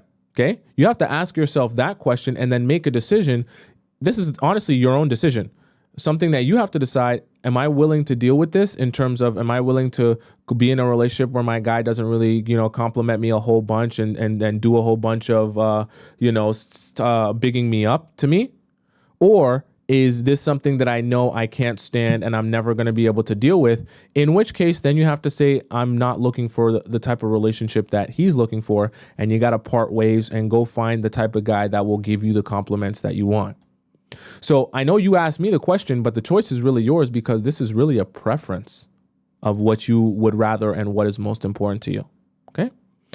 Next here, let's see who we got next. Scroll. Let's see. So next we have Melina. Okay. Melina says, so I got into an argument with my boyfriend's twin, and in the heat of the argument, my boyfriend's twin. I just realized what you said. You're probably really confused. Did you even know that was the twin at the time? And in the heat of the argument, I just got up from the table and left. My boyfriend followed me on my way home. Are you sure that was the boyfriend or not the twin? I'm just playing. And tried calming me down, but affected my feelings. I told him that it was a very bad situation for me to be in, and I can't be in a relationship with him and his brother if me and his brother are not on good terms. I mean, yeah, it's his twin, so definitely you got to be cool with his twin. That's for sure. I said some hurtful words to him while angry, even though it wasn't his fault. Oh, like your man? Ugh. He told me he wanted to make things up before he went on vacation for a week, but I left him on red and didn't answer his calls. Why are you punishing your boyfriend for an issue that you have with his brother? I don't know. It's a bit unfair. The next day, I know this may sound selfish, but I hoped he would call and text again, but he didn't. You kind of shut him down, and he didn't even do anything. He tried to remedy the situation multiple times, and he's not the one that you're angry at. That's I have to be honest with you. That's quite a bit unfair, because you were uncomfortable. He tried to make you comfortable again, and he tried to ease your anxiety and try to help the situation. You did not seem willing to come up with any solutions or work on the situation. Even when he reached out to you, you didn't answer.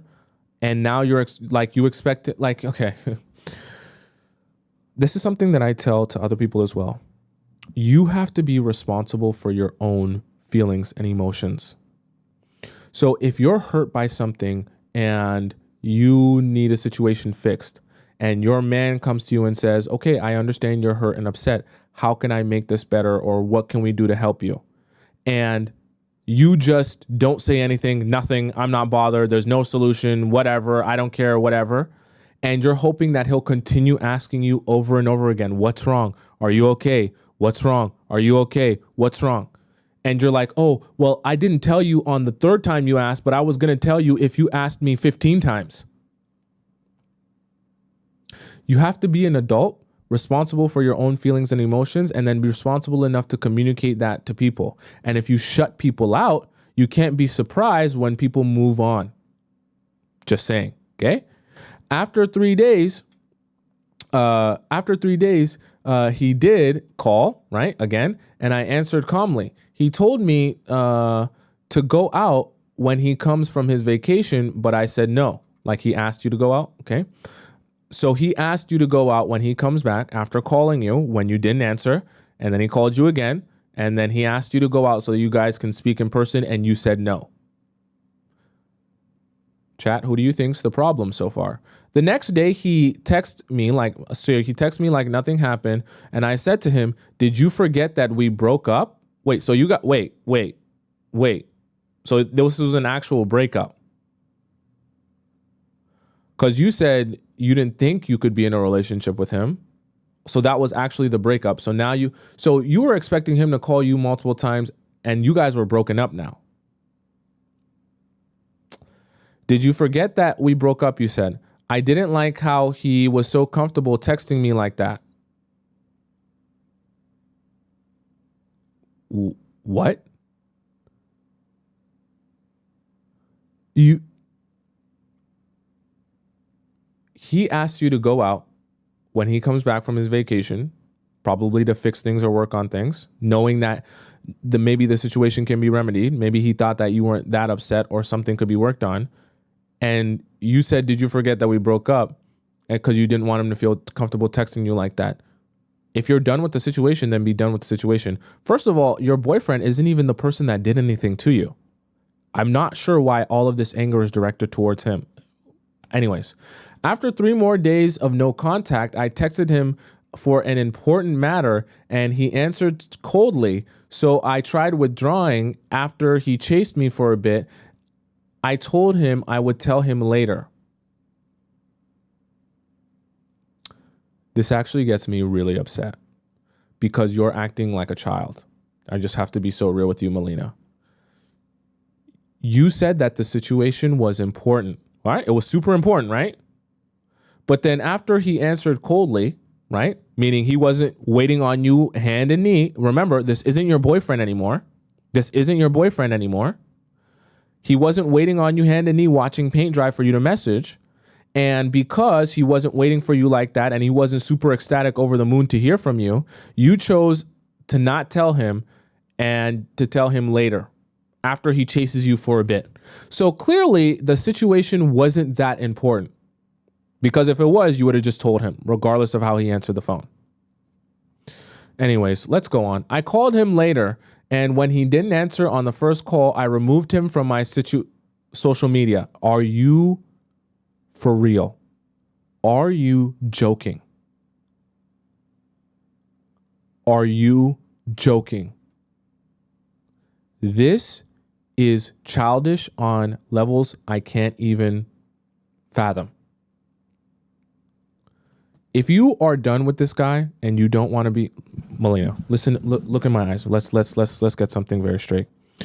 If you are done with this man and you don't want to be in a relationship with him anymore, that's perfectly fine. Do not reach out to him for any reason whatsoever. Don't answer any of his calls. Let this whole relationship go. Stop doing this silly thing, calling him back and forth, hoping that he'll continue chasing after you. If you just want to be chased so that he can prove to you how interested he is in you, just go back to being in a relationship with him. Because you're punishing him for something that his brother did to you. A fight that you had with his brother. Stop punishing him for something he didn't even do to you. And if you know that you're open to getting back into this relationship with him, then just be in a relationship with him. Stop punishing him in a way where he is confused, because he's done a lot of reaching out.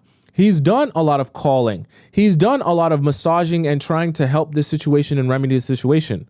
All you've done is made it more difficult, more frustrating, and more confusing. And you're like, I don't know what issue that you have, you're on some sort of high horse where you feel like if you do anything towards him and he's not immediately appreciative of it, or like on his hands and knees and ready to like be at your beck and call, that you feel like he's absolutely useless to you. It makes me feel like you don't actually even like the guy. You just want to have so much power over him that he gives you whatever you want, whenever you want, however you want it. Okay? It sounds more like you're utilizing him because you know you have power over him. And if you can't exercise your power over him, then you're frustrated because you call him and he doesn't answer on the first call and you remove him off your social media. That is unbelievably childish. Unbelievably childish. Do you have any idea all the different things he could be doing with his life that could be the reason why he doesn't answer you your first call? He's not allowed to have any sort of life outside of you that requires him to not be able to answer his phone. He can't do anything with his family, his brother, his friend. Like he can't do anything in his life except to just be waiting for you to reach out to him. When he's not even your boyfriend and he owes you nothing. You have some crazy entitlement going on. Crazy entitlement. And then he texted me telling me he didn't hear the phone and all that, and that we kind of got into an argument. He doesn't owe you anything. He's not your boyfriend. Okay? I'm sorry. I know that you guys reach out to me to send me messages and, you know, you watch the show and stuff. So you're thinking I'm going to be super nice to you, super friendly with you. But the reality of it is I can't help any of you if I'm not real with you. You have a lot of entitlement, Melina, and entitlement to a man who's not even your boyfriend. And on top of that, to a man who didn't even do anything to you. Punish his brother, but you're punishing him for no reason. He told me he loved me and blah, blah, blah, blah, blah, but I still tried to be cold. Why? He hasn't done anything to you. And that he didn't have the privilege to be sweet, to sweet talk me. Why? He has not done anything to you. After he told me he comes on Friday and I was going to sleep, we said goodnight. So should I go out with him tomorrow? And if he says yes, how should I behave? You should behave not like an entitled brat. That's how you should behave. And honestly, truthfully, before you even agree to going out with him, you should first decide for yourself, do you either want to be in a relationship with him or not? Because if you do, then go out with him and stop confusing him. Actually try to work on the issues and build the relationship. If you aren't interested in being in a relationship with him, don't even say yes. Because you're confusing him and eventually he's going to get sick of the confusion and he's going to move on. Update. So, because obviously I didn't answer this. So update now. I got back with him after he came back from vacation, but he doesn't seem to put much effort on our dates anymore. Like he's not planning anything. He just wants to meet. One time he asked to come see me at 11:30 p.m. after his shift when I take my dog for a walk. I declined, of course, but I want him to put in the same effort as he did before, maybe even more. And I don't know if I can do that. Help. Honestly, to be super real with you, Melina, situation's probably lost. You probably wasted so much time confusing him and frustrating him by punishing him for a situation that you had with his brother, that he probably eventually got sick of putting in all of that effort that he was. Because remember, before you're talking about this, while he was on vacation, he was doing everything he can to call you, check up on you, make sure you're good. And all you could do is nothing and be mean to him, be rude to him, and expect him to do absolutely even more, even though he's not your boyfriend. What probably happened is he got sick of putting in all the effort and he got sick of trying to do the most without getting anywhere, right? You're not even showing him like he's interested. On top of the fact, he probably started realizing I'm doing all this for someone who I didn't even do anything to. It'd be different if he was being treated like this because you and him had this huge fight and this huge falling out. But you and his brother had this huge fight. I get that it's his brother, but you're punishing him for the situation. So he probably came to the conclusion, why am I begging to be with a girl who is punishing me for a situation that had nothing to do with me? So he could be using this as a revenge plot, or he could just be saying, honestly, I don't care enough to continue pursuing you, right? I'll just put in minimal effort because when I was putting in effort and trying to be the best boyfriend that I can, all you did was pull down your pants and take a nice, hot, heaping dump on me. So, Melina, if you actually want me to help you, what I'm going to say to you is you need to fix this entitlement that you have. And whatever anger issues that you have or situation that you have with his brother, deal with that situation with his brother, not with him. Okay? And stop punishing him for things that someone else did to you. Okay? And start expressing, because this is your boyfriend, so communication is important here. Start expressing your problem and trying to figure out solutions rather than just creating more problems. Because throughout this entire message, I haven't seen you be interested in helping him and your relationship in creating more solutions. I've only seen you be interested in creating more problems. That's a problem. Okay, Melina, so I'm going to be honest with you. From what you have told me, I'm sure he's not perfect, but I actually think the focus needs to be back on you and the things that you need to work on, not on him. Okay. All right, guys, that is the show for today. If you didn't get your question answered, I hope that you continue to join me for future shows, because rest assured, I will answer questions after every single show that we have as part of the show. Okay. So I'm here Monday to Friday at 4 p.m. Eastern time, and you can catch me anytime during the week. I'll be answering questions. And if you didn't get a chance to send in your question, make sure if you're on TikTok, you go over to the link in the description on my bio, and you ask your question in the relationship advice section, non-general chat. And then if you're on YouTube, just go down into the link in the description where you can ask your question there as well. For those of you who love me so much, I am right up there on Instagram. So that's my Instagram. For those of you who are on TikTok, you can see my Instagram there. You can follow me on Instagram, scroll through my Instagram, see everything I've been doing up until this point, and see how I came on this chair and mic in front of you today. Okay. And for those of you who want to follow me on Instagram, you're on YouTube, it's right down there on the bottom right as well. I'm going to put tomorrow, I'll put a PayPal link in my description on YouTube, because I know some of you guys like donating just in general for different things, and you want to show your thanks. So I'll definitely put a PayPal link in there tomorrow as well for those of you who want to donate. And as well, if you're on TikTok and you didn't get a chance to see all the things that I talked about in the show and you want to rewatch it, don't fret, don't worry. The show is also available on my YouTube, which is right above my head on the right side of the screen. You just type in my name, or you can screenshot this and copy and paste my name on YouTube. You'll find my YouTube, then you go over to the live section. You'll find this episode along with all the previous live shows that I've ever done in the past on all these different relationship topics. And you'll be able to watch them in their entirety with the YouTube chat and the TikTok chat embedded in the video. So you'll get all the amazing context. All right. So until we meet again, like I said, I'm here every Monday to Friday at 4 p.m. Eastern time. Until we meet again, arrivederci, au revoir, hasta la vista, goodbye for now, and adios. And I will see you tomorrow at 4 p.m. Eastern Standard Time sharp. I love you so much. So much.